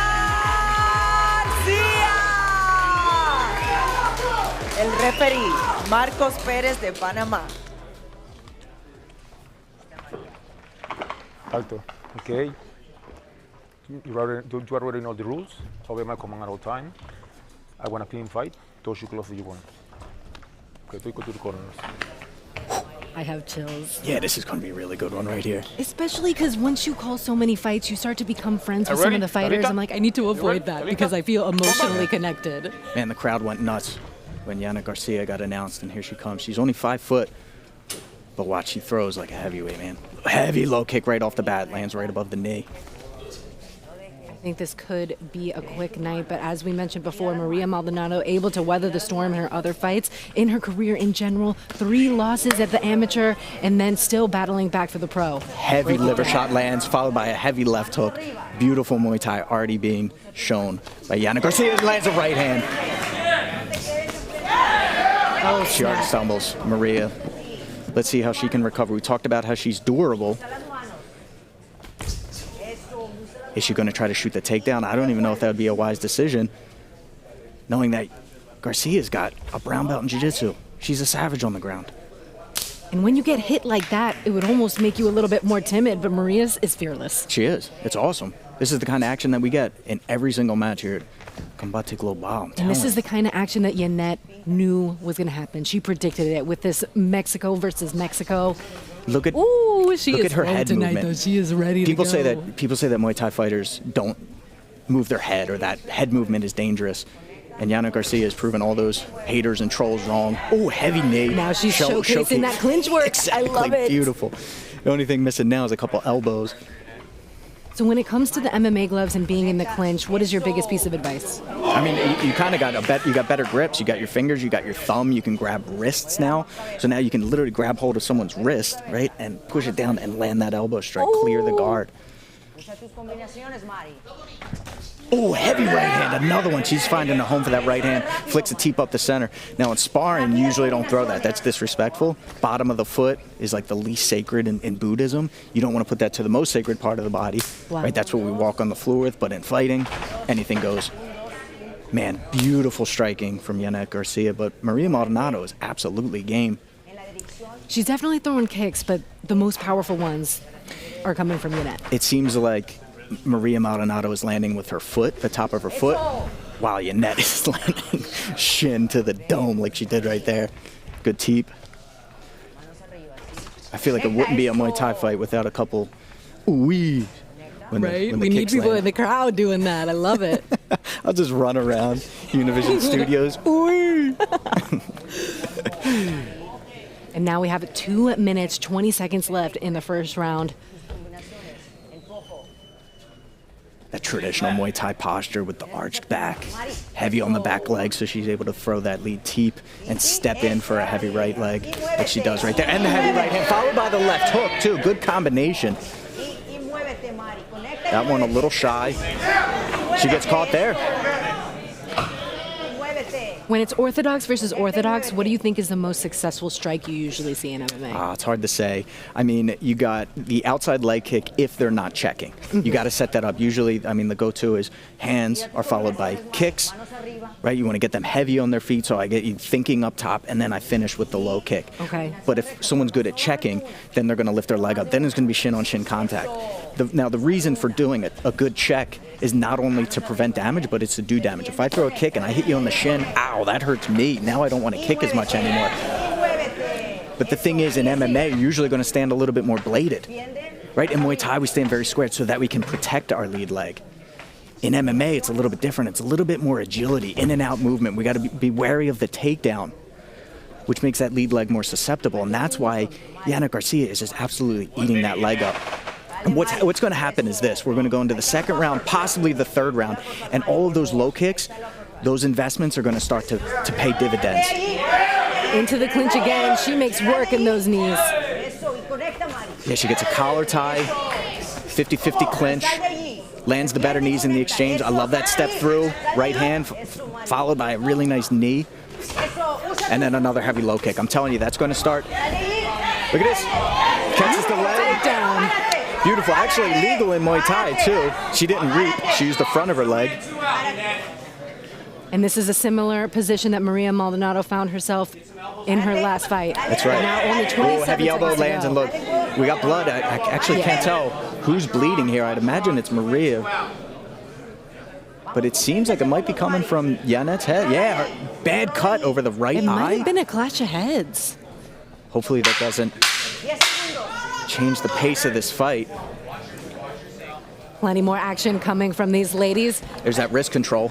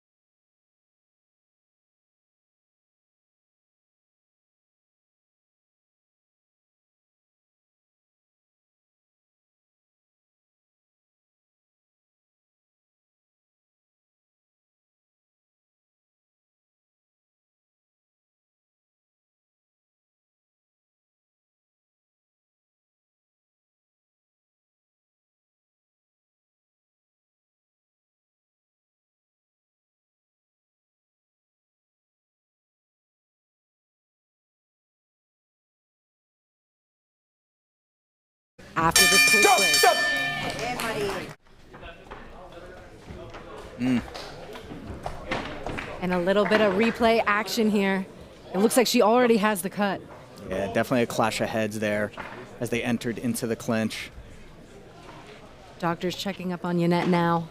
Now, it's in a position where it's above the eyebrow, which is usually better. I mean, that's genetically what our eyebrows are for, is for stopping sweat from going into our face. And you can see how the trail of blood is naturally moving away from the eye, which is good. And I don't think she's at risk of stopping this fight at this point. It may get worse, though. You're ready. You're ready. Combate! Ready for round number 2. A lot of action. What can you say about what Yannet wanted to do is just showcase that she's a true martial artist, not just a Muay Thai fighter? Yeah, I'm liking that lead leg, whether it's the teep or the round kick. She's doing a really good job of setting up that overhand right, and she's been attacking that lead leg of Maria with her low kick. She's getting creative with those combinations. Beautiful left kick. She's to touching see. that liver too, man. It's really good striking. Man, good swing step there, swinging, cutting that angle. Solid one too from Maria Maldonado. I'm telling you, I think as the fight goes on, she's going. Wow. I was going to say that Maria actually is very intelligent in that sense, where she's durable in the fight. Will probably go a little bit more in her favor as the fight goes on. Right as I say that, she gets taken down. Once she's on her back, she has struggled a bit, but since her last fight, she competed in jiu-jitsu. She's been getting her escape routes ready to go, and now she's back where she wants to be. But being on the feet against a girl like Yannet Garcia is a tough case to crack. Yeah, she eats a head kick right there. No, I mean, she did the right thing. She was moving her hips. She scooted out. She kept pressure on Yannet's head so that she was able to create that space, scrambled, got back to her feet. Someone in the live chat said, came for Quentin Camacho, stayed for the bloodshed. That's a heavy head kick. You might be staying for a head kick knockout. Geez. We are on a finish streak right now, and I feel that energy continuing with these ladies. It's beautiful because Maria's got, her guard is up high, but what happens is Yannet is really good at setting those punches up with either feints or punches. The guard drops, and then those head kicks are landing at will. Yeah, shout out to the chat, everybody tuned in, especially the trolls and the haters.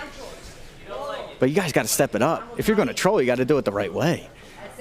And a lot of people are wondering, Combate Global used to be all this and that. Where are they now? Hey, we're bringing it back. We're doing something different, and we're going to keep on improving it, and that's why we even like the suggestions from you guys. But when we have fights like this, there ain't much to complain about. I'm telling you, come on. It's free. It's live. Great athletes, great action, great matchmaking. Again, fires off that right hand, uses that to clinch, ties up the arm, lands a knee. And in the corner of Yannet Garcia is Eastside Jiu-Jitsu. It is her husband there to support her every step of the way, and that's a big thing. You go in here ready to give it all up and knowing someone's got your back in your corner. Terrific gym, Eastside. A lot of big talent comes out of that gym. And it just goes to show you can see how calculated and technical Yannet Garcia is. Look at that left kick out of nowhere. Training with Javier Mendez at American Kickboxing Academy. I feel like she's got all the tools needed to be a champion. Absolutely. Absolutely. And it shows, too, because she's intelligent. She's not just a tough girl. She's very intelligent, mixing it up. And like she said in her interview, she's not just a Muay Thai fighter that's fighting in MMA. She's an MMA fighter now. She's got the blood trickling down. This is definitely going to be a profile picture right here. Superman punch finishes with the low kick. And you're starting to see Maria Maldonado maybe being a little bit more shell-shocked than before. You know what? As you say that, she throws 3 punches. She eats a kick, though. Yannet's just getting the better of the exchanges. She's making those investments early where she was going to the legs. She was hitting the body. Wow. Heavy body shot. You know she felt that because her elbow is pinned now. She's protecting that liver. And she's been landing that throughout the match, too. That was crazy. That left kick to the body, man. And I love even that, just flicking a kick up the center. Because anytime you think about stepping in, you're like, oh, now I got to be wary of getting the boom. That right there, high-level stuff. She went to sweep the inside leg as Maria stepped in with the right hand. High level, takes a lot of patience. How many of the trolls in the comments saw that? You missed it, didn't you? And then she lands a bomb of an overhand right followed by the left. Let him know, Shane. I let him know. I've been too nice for too long. Beautiful Muay Thai. Look at this. Against the cage now. Another liver shot with that left kick. Beautiful work. Beautiful technical Muay Thai right here. Back at center are both of these vicious warriors. 40 seconds left in the second round. Obviously, the judges are scoring it to Yannette. Yeah, I would think so, as long as their eyes are open. When heavy left hand rocks Maria. Dude, Maria's so tough. She's so tough. She's so tough. Now, when people start to talk about who's got the best Muay Thai in MMA, I think Yana Garcia has to be in that conversation now. She's proven. I mean, I don't think I can't off the top of my head think of anyone who's sweeping out the lead leg, landing how many body shots with that left leg. Great clinch work. Finish is strong. Maria comes in hot with these punches. Elbow over the top. Lista. You ready? Combate. Absolute insanity. I was just in a live chat asking if you guys think we will see a finish. This is the third and final round. We're 100% for the night so far, but me and Shane kind of placed our bets. We won't say what it was. Yeah, it's crazy because Yannette hits really, really hard, but Maria can just take a shot really well. The thing is, I think if the fight's going to end, it's going to be off one of those body shots. And she keeps hunting for it. She's like, liver, it's what's for dinner. I'm hunting for that body. And now she's staying southpaw so she can wind up a little bit more. She's got her left leg in the rear, which means it's going to travel a little bit further distance. It's going to gain a little bit more steam. So when that thing lands, oof, the liver's going to explode. I'm absolutely impressed with Maria Maldonado. If you were in her corner, what would your advice be to her to protect that? Yeah, I like the boxing combination. It reminds me almost of like a Diaz brothers, where it's like not high power, but it's high output and volume. She's touching, she's keeping her eyes open and watching the shots land. She's just railing here. Yeah, no, it's this one here. It's this left kick here. And this one all day because the liver's on this side. So she keeps ripping that body shot. Anytime you let your right hand go, like if you throw a right hand at me, your liver's open. Ooh. So now it's going to dissuade, but there is no, she's not dissuaded. Look, there's that right hand again. Heavy low kick right there, though. Heavy low kick. Because that's the other thing. When you throw the right hand, your weight is now shifted onto your lead leg, and that's why Yannette read that, swept out the inside leg, but you can also land that heavy right. Love that. Love doubling up a kick. She went right low kick, followed up with the left high kick. Beautiful combination there. We just worked that in class, and you're starting to see now she's turning. She's turning her sideways when she lands that right kick. This might be 3 minutes and 15 seconds enough. She's going to try to finish. She's going to try to finish her with low kicks. Yep. And now, watch. She sees it. She smells blood. The crowd is going crazy. This is awesome. Cheering for Yannette. So awesome. Oh, I love it. And look how badass she looks, too, with the blood trickling down her eye. She's just got to pump a double jab and then step in with that right low kick. You can see Maria is very wary of that leg. She keeps evading and shifting her weight back into southpaw. And now she's starting to get hit on the inside of the leg, which is a much more tender spot. Now she's starting to break the foundation. Answer. She's chopping the tree down. Heavy right hand lands on the chin.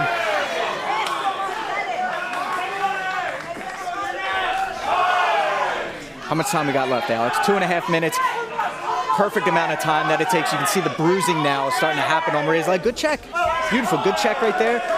But then what you do is you start to feint that, right? Now she's super wary of that leg, and then she's going to use that to set other things up, like that left to the body. In the corner of Yannette, that leg's beat up.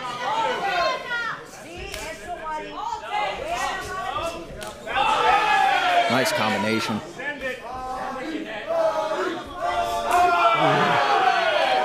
You hear his Yannette's coach say, send it, and she does. She steps in, throws a heavy low kick. Quick takedown attempt, but in the clinch.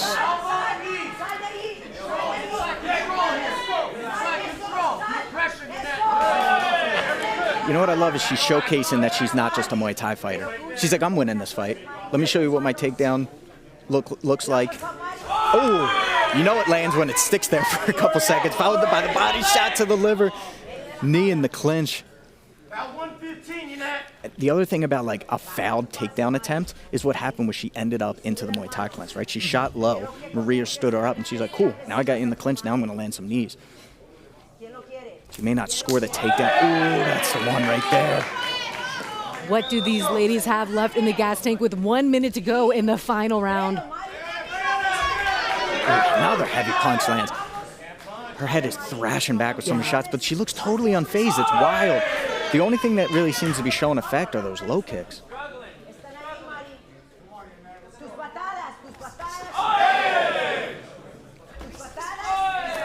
Maria seems to be favoring the southpaw stance a little bit now, especially as she enters into the pocket. She's protecting that left leg. What a learning experience for Maria Maldonado. Ooh, she eats a teep to the face. Wow. She is super tough. Oh, Superman right hand lands flush. Can she get it? No, but again, look, ends up in the clinch. This is cool too. See if she can land an elbow or another body shot. That thing has been finding her home all night long. Right hand lands heavy. Beautiful fight. Wow. The woman of Combate. Striking showcase. Janet Garcia. Wow. Amazing work. We'll get the official decision after the quick break. These two warriors just went to war for 3 rounds, and now we're going to get the official decision. But obviously, the people in the corner are very happy for Janet Garcia, and Janet saying, "Hi, Mom." She's just the sweetest being. But walk us through some of these highlights. Oh, man, just beautiful, crisp Muay Thai. Punches, fed the kicks. The kicks were doubling up. She was hitting that lead leg a lot. Following up with the left kick to the body, was finding a home all night long. I love how she would just flick it like that, too. She landed a teep to the face. She was switching stances. I mean, Maria just really showed that she was super game and super tough, but I got to give this one to Janet Garcia. Let's find out the official results. We are getting ready for that official decision. 3 rounds, all-out war. We can't wait to find out who won this fight. Beatrice. After 3 rounds of much more action, this is the final decision. Después de 3 vueltas de mucha más acción, esta es la decisión oficial.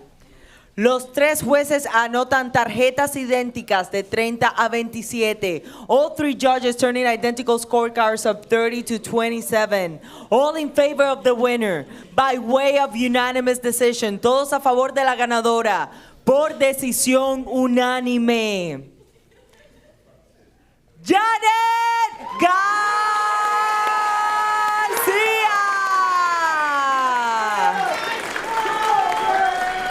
And now we're seeing a little bit, just a sneak peek into the bubbly, sweet personality of Janet Garcia. She even got a little bit of choked up in her interviews. She's just a sweet person, but when she's inside La Jaula, we see everything that we need to see. Don't mess with that girl. She's a monster. I'm just so happy for her. I know she was dying to get back in there. It's been a long time since she's been able to fight.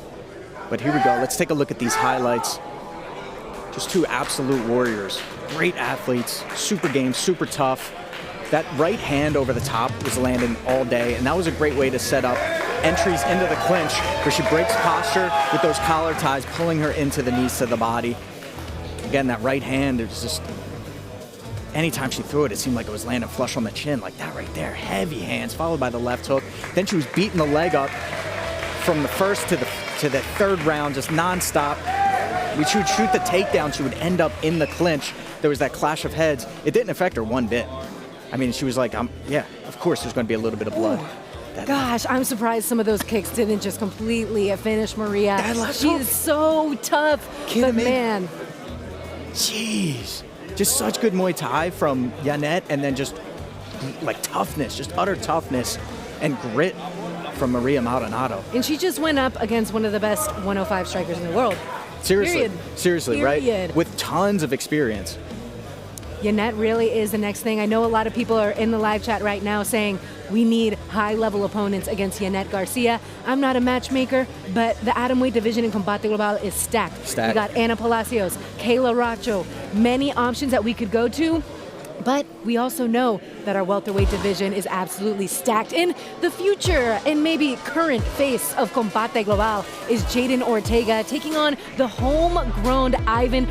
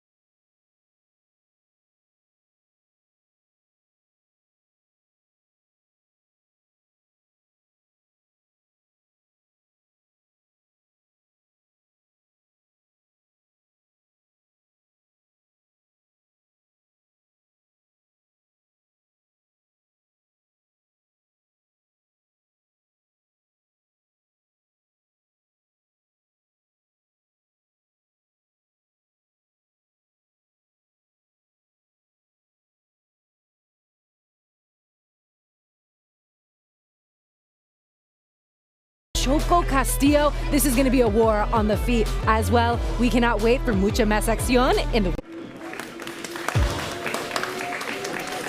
The energy in here has risen, and rightfully so. Plenty of action that we've seen so far tonight. Shane, what's on your mind after all the action?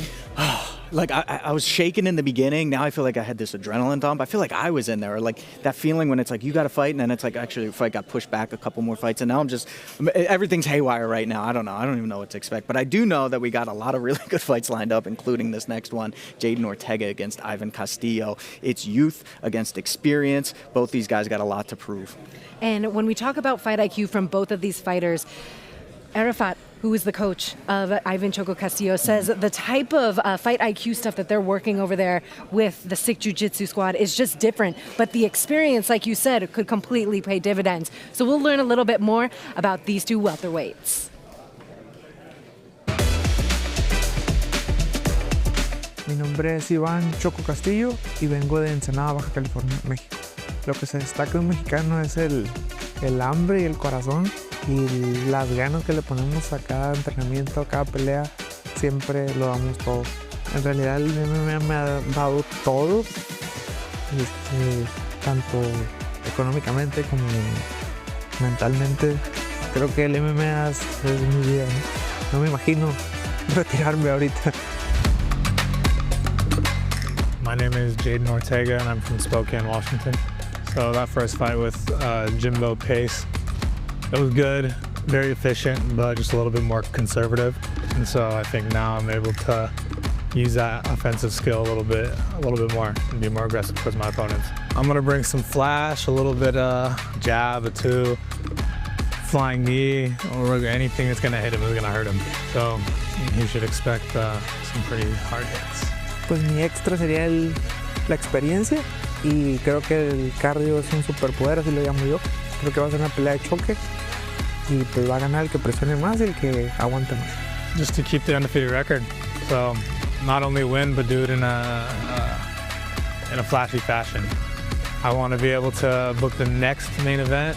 I believe I'm told it's Mexico City, and that's actually on my birthday, September 18th. It'd be pretty cool to headline that card too. So I feel like with the first round finish in this fight, I'd be able to get that next opportunity. Todas mis armas van a ir en esta pelea. Espero que Jaden esté preparado, porque creo que nunca he peleado con alguien tan experimentado como yo. 25-17 is Ivan Choco Castillo, most of his career here under the Combate Global banner, and he is taking on who wants to be the face of Combate Global. It is Jaden Ortega, athletic, ready to go. This welterweight war is about to deliver, and I know a lot of you guys in the live chat were looking forward to this one most, so we're gonna get it started. No more waiting. Beatriz, get us started. Entering la jaula, Jaden Ortega. Jaden Ortega out of Spokane, Washington. He is confident, calm, cool, and collected. And he is not at all worried about Ivan Choco Castillo and the experience he brings to La Jaula. No, this kid's got it all. Look, he's handsome, he's athletic, he's agile, he's got high IQ. Like you said, he fights out of Sick Jitsu with Rick Little. They teach their athletes how to fight smart. Not just fight hard, but how to fight smart. But let's take it away with Beatriz Callas. Su oponente, Iván Castillo.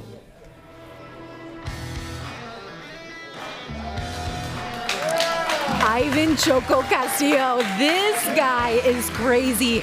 If you guys can see, his nose is a little bit crooked. That happened in one of his fights where they literally took him to the hospital. They didn't have enough money for anesthesia, so they just reset it right there. Geez. And he continued fighting. 25-17, he didn't let that scare him. And out of Ensenada, Baja California, you know that the Warriors across the border of Mexico are built different. Oh, jeez, he didn't flinch. Not a single tear was shed, too, I bet. Look at him, just looks like a warrior, but you got Jaden Ortega staring him down, and he's got a little grin on his face. Oh my gosh, this is gonna be a good one. Yesterday at the weigh-ins, there was a little bit of tension. But none of that matters because now we're going to the tail of the tape. Let's take a look at these fighters. Jaden Ortega comes in 23 years old against Ivan Castillo, who's 34. Height advantage for Jaden Ortega, but not the reach advantage. That goes to Ivan Castillo. It's going to be an excellent matchup here. You want to do a prediction? Who you got? Ooh, Ooh, you're putting me on the spot. I gotta choose Jaden. After that first round knockout. Continuamos con mucha más acción este duelo. En la división peso welter, we continue with much more action this bout. In the welterweight division, los jueces son, the judges are Armando Álvarez, Dorian Mirasola, and Jonathan Lane. Y presentando la esquina azul in the blue corner, wearing black, vestido de negro, su peso oficial 170.8 libras, his official weight 170.8 pounds. Esta noche entra a la jaula invicto como profesional con 4 victorias tonight. He enters la jaula undefeated as a pro with 4 victories. From Spokane, Washington, Jaden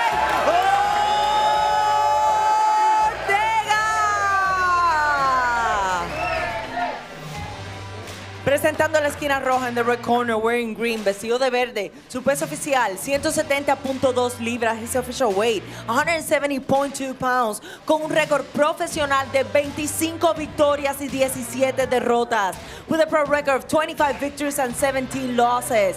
De Ensenada, Baja California, Iván Choco Castillo.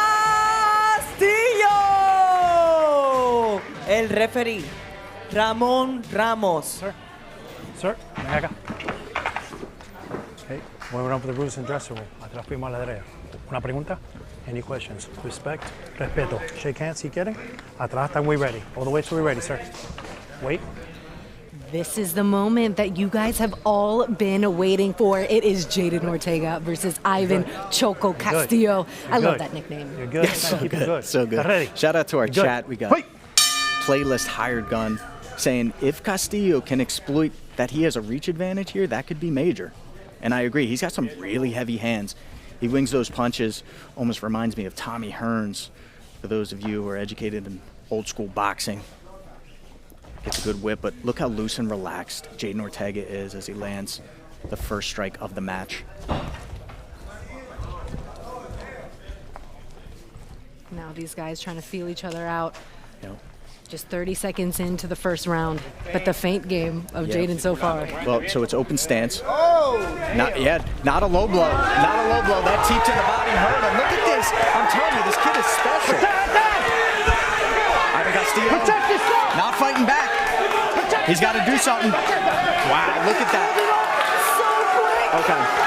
We're going to need the replay on that. So is that teep to the body? Almost looked like a low blow, but when you throw it like a stab instead of a push, you can get a major effect. You got his mom in the crowd. His mom is in the building after he wiped his face. His mom does facials. That's how he keeps his face nice and shape for this fighting. Right? Yes, his mom does facials for a living. And we missed the backflip, but we'll definitely get a replay on that. She is so proud. Single mom. I love the way Jaden talks about her on Mother's Day. We're going to be back with much more action in that crazy replay. Awesome. What an absolute amazing knockout. So quick, we're going to have to replay so we can see what exactly happened. But we're going to send it down to our beautiful announcer, Beatrice Callis, after these replays, though. Oh, my goodness. Flying knee. He said he wanted it to be flashy. Walk us through it. Yeah, it's funny. He said, I might throw a jab or two. I don't even think he did. He landed that kick to the body, which hurt Castillo. He did the flying knee, which has kind of become his signature move. Landed the elbow, followed up with just heavy hands. Castillo wasn't able to fight back, and ref had to step in and stop the fight. Wow, mean mugging is Jaden Ortega. Easy work. I guess he was rightful to say that he wants that main event spot on his birthday. I mean, after a performance like that, what do you say? Oh, he definitely earned it. Definitely earned it. And it was so cool to see his mom emotional in the crowd there. I think as a, when moms watch, I think it's a sense of relief. It's like, my boy's okay. Shout out to my mom who's in the chat right now. It's always nice to have a supportive mom out there. Wait for the face wipe. There it is. And the eyebrows. Got to get the eyebrows. They're definitely going to have to replay that backflip. We'll get to it after the break. El tiempo oficial, 49 segundos del round número 1, the official time, 49 seconds of round number 1. And the winner by technical knockout, el ganador por knockout técnico, de sangre cubana, Jaden Ortega. Jaden Ortega improves his undefeated record to 5-0, and now shaking hands with Campbell Combate. That is a good sign. Means you did something pretty impressive. I'm telling you, man. I want to see that first kick that he threw too, because that stabbing teep to the body can just steal the soul from someone. So let's take a look at these highlights. We'll get to see that. With these two walking out, there's not so much action for you to break down, Shane, but break it down. Look at that. He kept his left hip back because he's in that southpaw stance, so it's hard to see that one coming. Snapped the kick up the center, and that was the beginning of the end. I mean, it took him less than a minute to find the finish here against someone who has 40 fights. Like, that's a lot of experience, a tough opponent. But look, and you can see it lands perfect. And we can see that Ivan Castillo still has a red mark on his body as he was standing there. Yeah, so it really put him into shock. And that just shows the fight IQ of Jaden. He smelled blood in the water. Yeah, he went in for the kill. He didn't headhunt.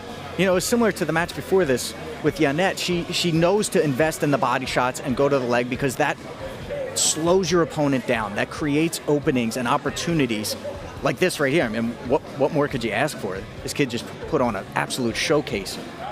And no better way to win with your mom in the crowd as well. A very proud moment. Mama's boy indeed. And it's got to feel pretty nice. I know neither of us are parents, but when you see your son go in there, get it done. Beautiful work. And up next we have Hannah Brobyskov stepping up to the challenge that lies ahead in the former WBC champ in Kenia, Enriquez. It is definitely going to be a show with this one. Yeah, on paper, Kenia Enriquez should be able to get this done.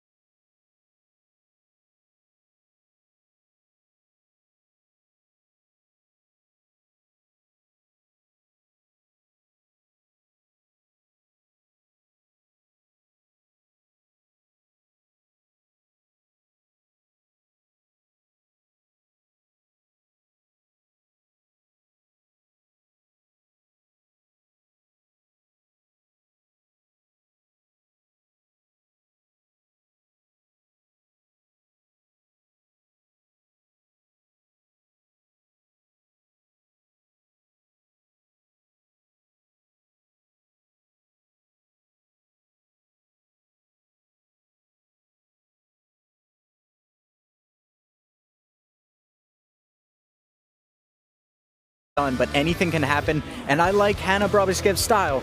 She might be able to pull off the upset.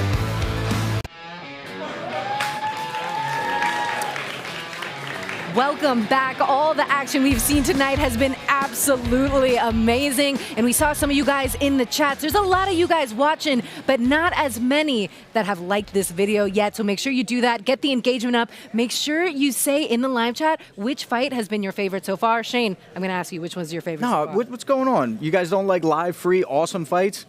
Share this, like it, comment. Come on, we're trying to hang out with y'all. Every fight's been absolutely action-packed. I loved Yana Garcia. I loved the first knockout, the first fight of the night, Marcelo Reyes. Incredible. And now we're going to learn a little bit more about the headliner of the main event. Kenia Enriquez, la reina mexicana de Tijuana, Baja California. Fue un debut soñado, una plataforma interesante e importante. También el hecho de debutar en una cartelera de mujeres fue muy inspirador. Demostré lucha en la pelea pasada, ahora hice competencia de Jiu-Jitsu y estuve trabajando más el suelo y sobre todo enfocándome en no nada más utilizar mi arma más potente que es el box, sino también lucir con nuevas herramientas y habilidades que desarrollé. My name is Brobyskov and I'm from Everett, Washington. I had no plans on actually being a pro fighter or even fighting. I just mostly did it to get in shape. And I just really fell in love with it. I would say I'm mostly a striker, but within the last year I've been working a lot on wrestling and grappling. So I'm very confident in those now, but striking is normally my go-to. Mi oponente es de Estados Unidos, ya debutó en una liga importante como lo es LFA, se llevó una derrota, entonces eso me hace pensar que viene con mucha hambre de triunfo, que está dedicada, pero la verdad que sé que no hay nadie que se dedique más que yo a esto. Desayuno, como y ceno artes marciales. She's obviously an excellent boxer, very fast, very hard punches. But I don't know how much experience she has in grappling and wrestling, so I do think that I will have more skills in that area.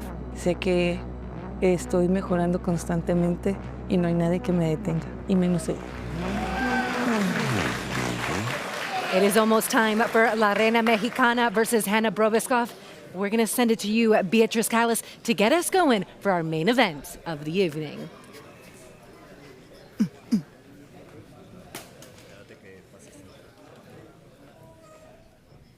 Entrando a la jaula, Hannah Brobyskov. Hannah Brobyskov, a full-time mom, stepping into La Jaula. She says that it is no issue being a full-time mom because she brings her kids in, and her oldest son even does a little bit of kickboxing. So it's got to be amazing to be inspiring as a fighter and being able to have an influence on your kids. How cool is that? Too. So your training partner is your kid? That is so cool to think about. Nothing but respect for these athletes, for these moms out here. And now, let's meet Kenia Enriquez. Su oponente, Kenia Enriquez. La Reina Mexicana, 28-1 boxing record. She says that there is no one in this game more dedicated than her. And I feel like we're going to see a different version of herself, even though we already saw some great moves in her pro debut. Yeah, that's what's super exciting is seeing these athletes constantly evolve. She obviously has incredible boxing, right? Nearly 30 fights under her belt. But are we going to see maybe a test of the grappling? See how good her takedown defense is? Are we going to see her throwing some kicks now? Really excited for this match. Ooh-wee, it's going to be a good one. Break down this tale of the tape. It is 30-year-old Hannah Brobyskov taking on the 31-year-old Kenia Enriquez. Pretty similar in height, 5'4", 5'3", and that reach advantage going to Hannah Brobyskov.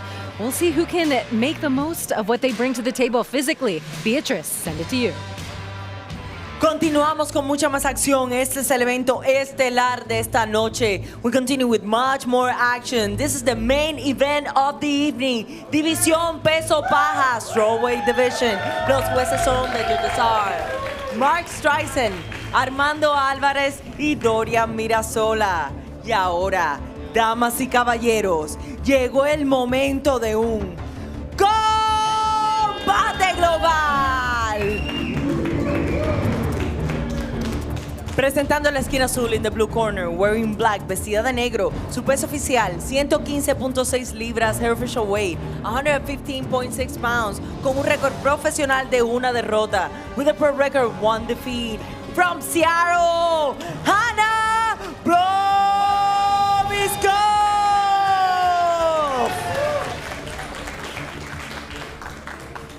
Presentando la esquina roja en the red corner, wearing green, vestida de verde, su peso oficial 116 libras. She tipped the scale with 116 pounds, con un récord profesional de una victoria. Entra a la jaula, entering the jaula with 1 victory.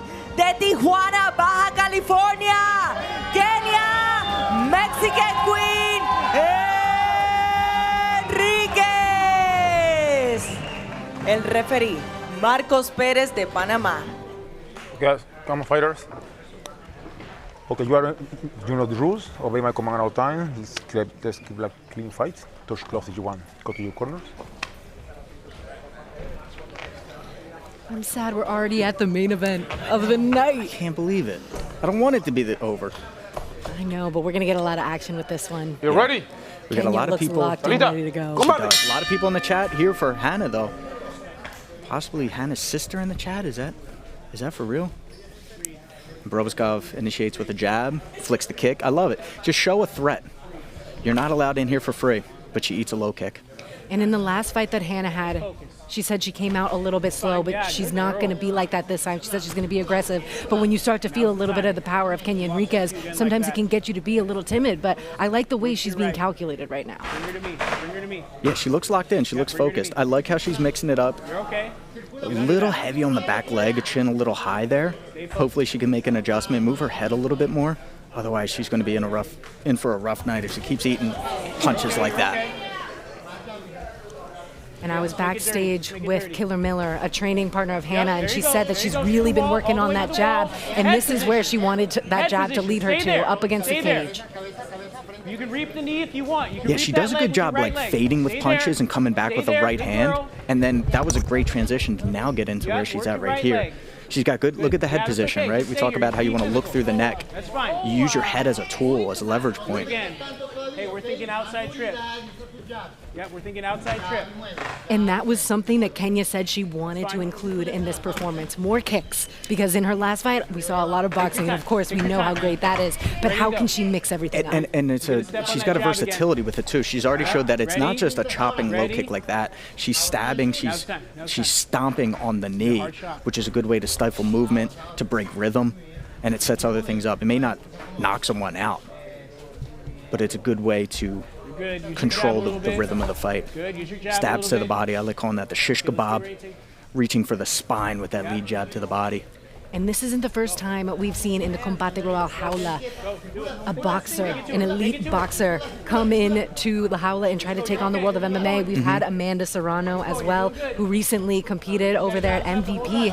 And MVP is going to be giving another Combate Global fighter an opportunity as well. So we love how all these opportunities are happening for our Latina MMA fighters. Heavy left hook lands. But Hannah Brobyskov wears it well. She's game. She's super tough. Take it. You waited too long. Let's go. And she's cutting off the Lahala well. Tries to time the takedown. Absolutely stuffed, yeah. And what is your best advice to not telegraph a takedown? It's the timing, right? You either got to blend it with a strike, a fake teep, or a punch up top. She looks a little staggered. That one she felt. Or you want to shoot the takedown as your opponent's throwing punches. More. She's gonna kick. Get them top heavy. Yep, there. I like this. So you can control the hips and legs. And that one lands on the shoulder. IQ as well. Even when she had her wobbled, she didn't get overzealous and just go in for the kill. Yeah. But we did see Jaden Ortega just execute when you do something like that. But maybe she's really just trying to piece her apart and find the perfect moment. The jab is landing clean from Kenia Enriquez. If she starts to recognize that, she may just jab her to death. I'm ready for Hannah to shock the world a bit because you have to be fearless to take on a fighter like Kenia Enriquez. And I asked her, why even do this? She says, it's a good test for me. And that's what I do this sport for. So she is an inspiration all around. Gotta respect that. Gotta love a good underdog story. But Kenia seems to be flowing here. And Kenia Enriquez knows that Hannah is coming in with a chip on her shoulder after the loss in her last fight. Sometimes when you sit a year and have to think about that loss, it just makes you want that win even more. Yeah, absolutely. But we are going to have to see more output from both fighters, but especially, I think, from Hannah's side. Well, they have a mutual respect here. Kenia has to be respectful of, look, she's eating a jab. She gives one right back. But Brobyskov keeps flashing that kick up the center, that front kick to the face. You don't want to eat one of those. And if you know that's a constant threat, even if it's not landing, you got to be wary of it. That's fine. Don't get too fancy with it. Ooh, she goes down to the belly with a right hand. I like that.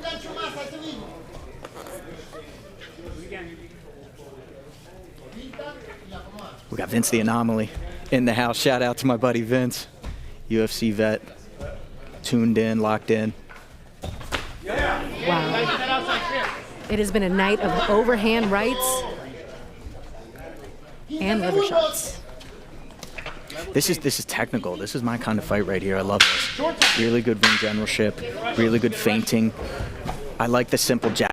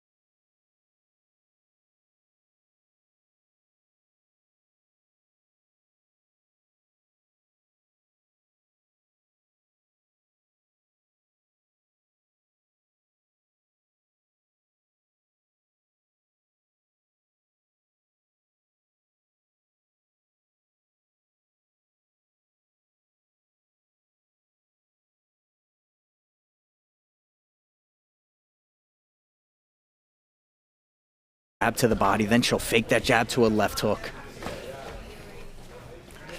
Stop, stop. And a right hand lands on the belt. Ready. Lista. Combate. There we have it. Round number 2 underway. More movement. More movement. That's not I think movement. both athletes are going to start to pick it up here. Go the other way. Both calm and collected. Saw a smile from Kenia in the corner there. Yeah. That's way better. And Brobyskov's coach says you got to get your head in the hole. I would imagine what that means is you want to dip your head forward a little bit, roll underneath of incoming punches so that you can roll into a punch of your own. Because that's what she wants to avoid. Snapped back on that one. Yeah, her chin is kind of lifted a little bit as she goes straight back. It's a dangerous movement. Kind of want to do the opposite. You want to run into the fire. Good shot. Do it again. Good right kick lands from Brobyskov. And you get a little bit of a smile, smirk from Kenia Enriquez. Yeah. She's having fun in there. She's got that boxer stance, look, which makes that lead leg susceptible. Good shot. Do it again. And just like that, Hannah recognized it and took advantage. Ready to shoot. Gary, scoop that single. Scoop that front leg. Good. There's that kick up the center. Now it's starting to find a home, getting a little closer to where it wants to go. But she eats a right hand from Enriquez. Jab to the head, jab to the body. Nice little boxing combo there. Movimento, circulando. Isso, boa. Okay. We're starting to see a little pressure now. A change in tide, it seems. Kenya's getting a little bit more confident now. She's stepping in a little heavier with these punches, with this boxing. What am I missing? What are we missing here in the chat? What are you guys saying? Drive, right now. Ela quer derrubar, Kenia, de qualquer jeito. Movimento, circula e dale. We got people, I see the same names who've been tuned in since the first match. We've been here with And hours. we love that. I know. Thank you for spending your night with us, especially that one Thursday troll. night fights. I see you in Who there. doesn't love that? And now in our main event, Kenia Enriquez. Love an that. attempt. Did you see that right uppercut to the body? Good girl. As Hannah stepped in, Kenia timed it perfectly. right hand to the body. You hit the solar plexus, that's just as bad. It is a liver shot. It's just a different placement of the liver. People don't realize how big the liver actually is. She does it again. She tabs. She keeps reaching with that left uppercut. Not reaching. She's finding a home for it. She's throwing it with perfect. And now it looks like a lot of those takedowns are a little bit of desperation, takedown attempts, and that's leaving her head open for knees.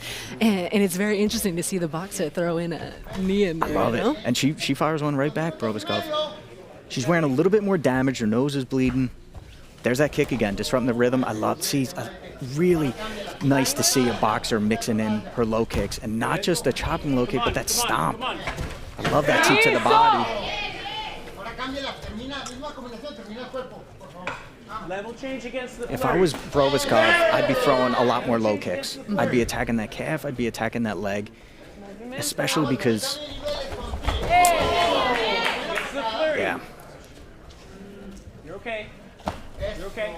Yeah, Kenia's in that boxing stance, but she's able to use that to throw kicks of her own. She's ripping the body, too. Look at that. With the right hand, lands clean up top. And that's it. That fight is over. Wow. Beautiful boxing.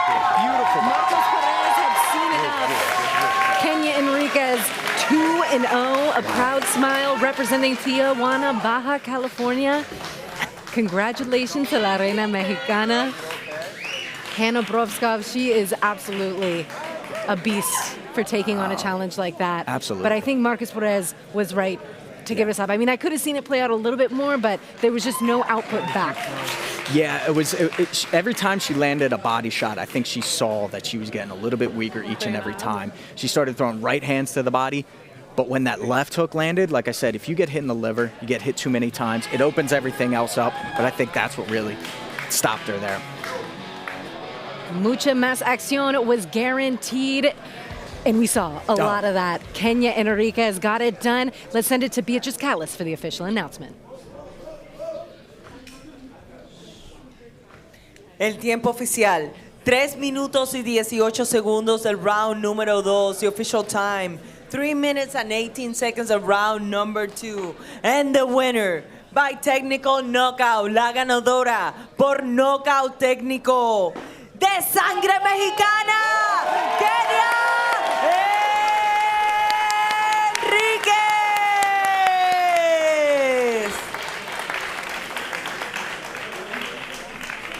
A proud moment for La Reina Mexicana. You see Campbell Combate in there. He is ready to congratulate the warrior. Hannah was very impressive as well, but Kenia got it done tonight. Yeah, absolutely. Yeah, she has the same demeanor that she did when she walked out. She's a warrior through and through. But Kenia Enriquez is the real deal. Loved her kicks tonight, too, from the boxer. That strawweight division in Combate Global is stacked. I'm very interested to see who we could potentially match her up with as she continues to grow as an MMA fighter. Kenia Enriquez getting it done, representing Tijuana, Mexico. But walk us through some of this action, Shane.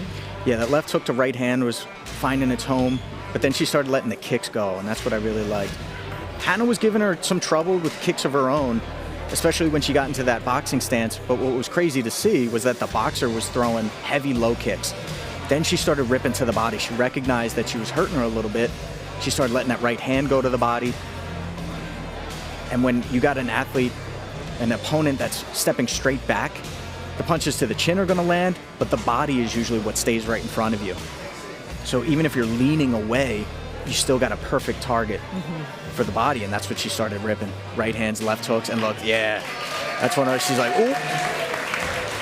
She was like, I probably shouldn't have reacted that way.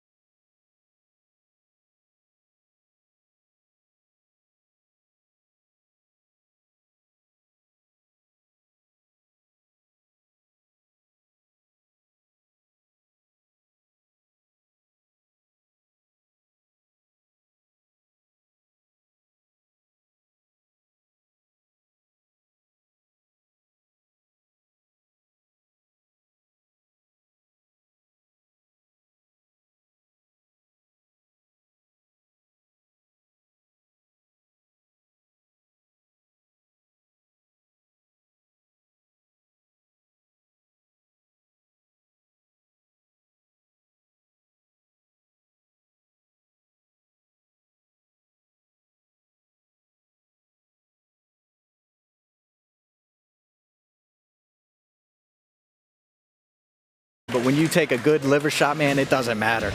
Amazing work from our main event. We'll be right back after this quick break.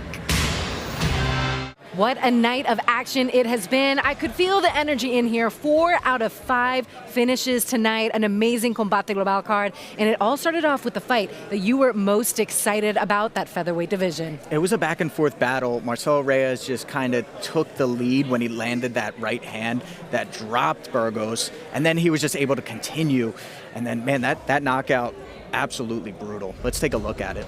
And anytime we have a Chile versus Mexico showdown, we know that action is going to be delivered. But in this, I think that was one of the nastiest knockouts in Combate Global history. Yeah, and that wasn't even the knockout. That was the knockdown, which was a left hook to the body, which it seems body work was the theme of the night, and low kicks. But watch what happens here.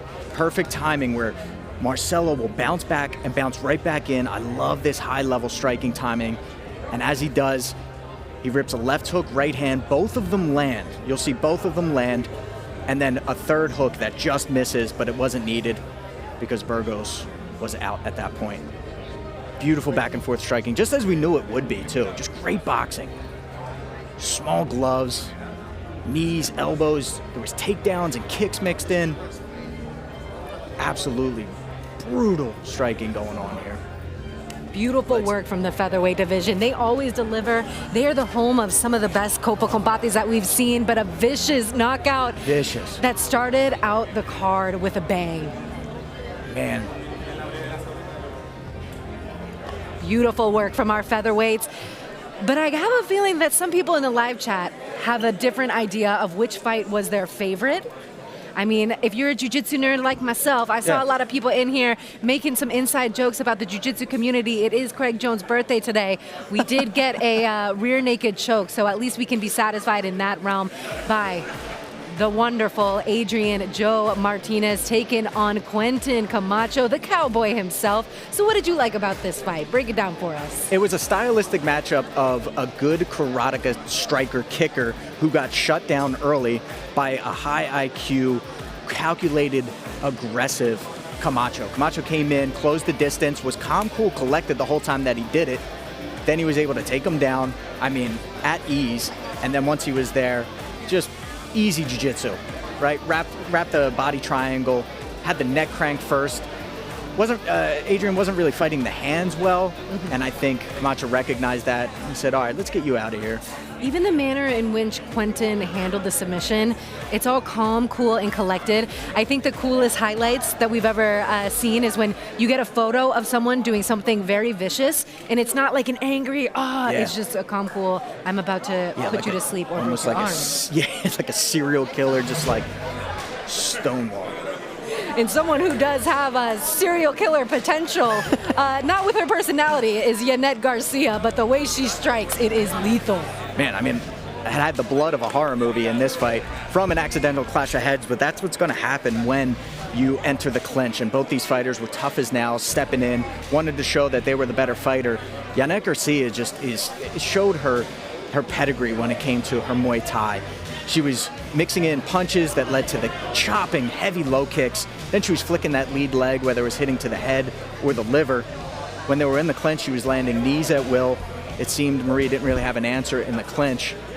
And then that right hand was just landing over the top all day. There's that head kick, land beautiful. And it was a very decisive, unanimous decision in the way of Jaden Garcia getting it done, very proudly representing American Kickboxing Academy, but also I feel like doing what she came here to do, which was also showcase that she is a true mixed martial artist. Yeah, went in for some takedowns, head kicks. She was in the mixing clinch, it up. amazing. Yeah, and it's one of those things that we talked about earlier. Maybe she didn't get the takedowns necessarily, but she used it to then transition into the clinch where she was landing knees at will. Beautiful work. I mean, 3 rounds of action nonstop. I love it. This is what the women bring to Combate Global. And now we got to talk about all the options that we could potentially see Jaden Garcia go to next. I know a lot of people want to see her back in action, so a little bit of healing. I think we can see her back very, very soon. But we know a guy that won't need a lot of healing is a guy named Jaden Ortega. Got an even quicker first round knockout this time. Was it 49 seconds? Less than a minute. I don't even know if it was that much. I know. We were just starting to get our flow, and then the fight was over. These fighters making their way to La Jaula. Luis Castillo coming in with a ton of experience and then ate that kick to the body. Like I said, it was body shots all day was the theme of the night, and Jaden capitalized on the moment, that flying knee, elbows, and just hammer fist crushing blows. I think, you know, Castillo was never really able to recover from that body shot. He wanted to. He showed that he was really trying to get up, but when you're not able to defend, refs got to stop the fight. Someone in the live chat really appreciated your comment about liver for dinner. Can you repeat that for the audience? They were big fans. What did I say? Liver is what's for dinner? Sound like Hannibal Lecter or something. That was definitely the energy that Jaden came in with. And I think he's going to get his wish. But the issue is anyone going to want to fight this guy after you get these highlight reel knockouts? Well, I mean, yeah, these are warriors. These are fighters. They want to prove now I'm the guy that's I'm going to give him his first defeat. I'm going to be the one that show that he's just a hype train, this kid. I don't personally agree with that. I'm just saying that's what you got to tell yourself. You know, I've been here. I'm not going to let this kid take over. There it was. I just wanted to see the backflip. I asked him about his backflip last time he had a first round knockout, and he's like, it could have been better. I was like, no, just own it. It was good. He didn't stick the landing. That one was clean. That one was clean. And that's a fighter wants to be perfect. They want to nail it. They want a really good performance all the way down to the celebratory backflip. The welterweight division is definitely so exciting, but this main event, our strawweight division at Combate Global, is absolutely stacked. I know we got a Melissa Amaya in the distance, could be watching a fight like this, but she has a lot of experience. Kenia Enriquez just taking her boxing pedigree and making the most. Now 2-0 as an MMA fighter. It's so fun to think about the future of these athletes. When we see like really good matchmaking, like the first fight of the night. You know, when I joined you guys, I got to see Marcelo Reyes. I got to see Bergos fight. And then I get to see them fight each other. Like the journey of seeing these fighters get better each and every time, and then they get matched up against each other. I'm really excited for the future of Kenia Enriquez. And I really hope we see the return of Hannah Brobyskov, because she is ready for any challenge, and I feel like she learned a lot. You can't forget that this fight is after a year layoff. So we could only imagine what she could do with a little bit of time back in the gym. But man, look at Kenia just go to town. And Marco Perez says, I've seen enough, y'all. I mean, and she responded to a body shot by smiling. Look, she's like, yeah, that's how cool is that? Tough mama right there. Not sure that's a little bit of a giveaway that you're like, oh, that hurt. I feel like most of the time when people laugh like that or shake something off, they're like, oh, that actually kind of hit. But amazing night. 4 out of 5 finishes for this Combate Global card. If you were in this live chat, please show some love. Shane, how are you feeling about this new format? Being on camera the whole time, that's kind of a lot for us. Some people were asking to see my heels. My knees are bugging me a little bit in these shoes. But man, I feel in my element up here with you, and I just got to shake your hand, Alex. Thank you so much for being the best co-host ever. I am in good hands with y'all. I know you didn't get to see the handshake on camera, but it happened. It's official. It's official. This is definitely something new. We love your guys' feedback on everything. I think some post-fight interviews someday, maybe a cool different setup, and I think we're onto something because we love hearing the technicalities. And Jaden, Ortega, Choco Castillo, when will we see the return of these welterweight warriors? We cannot wait because Combate Global is on the way to the top. For mucha más acción, it is Shane Faison, Alex Wendling, live from Miami. We'll see you next time.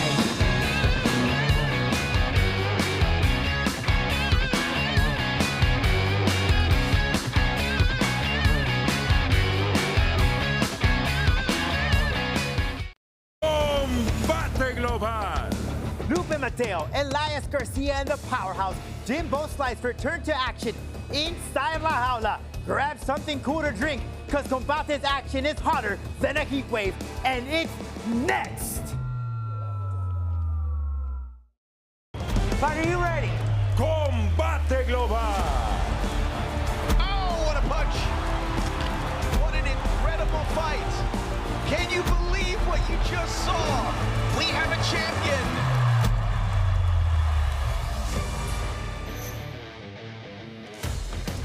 Well, the weather outside, no doubt, is hot. Feels over 100 degrees, but inside La Jaula is a whole lot hotter in there. That's thanks to all of the action of Combate Global as we're ready to kick off the rest of the season here during the summertime. And it is an awesome fight card this evening featuring the return of the powerhouse Jimbo Slice, better known as Jimmy Pace Jr., a man that has seen action for less than 6 minutes in his previous 2 fights. That is how a wrecking crew this man is inside La Jaula. But will he meet his maker here this evening? We're about to find out. This man is flying all the way from Spain. Boris Garcia, he says that Jimmy is all talk and he's going to put it to rest. Also, we got the ladies squaring off with Lupi Mateo taking on the debut of Rodriguez, who also is from Spain. Looking forward to the action, but we're going to take it to La Jaula with 3 rounds with Senor Campbell.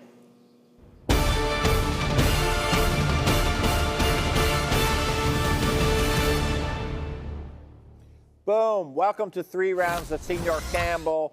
Tonight, my guest,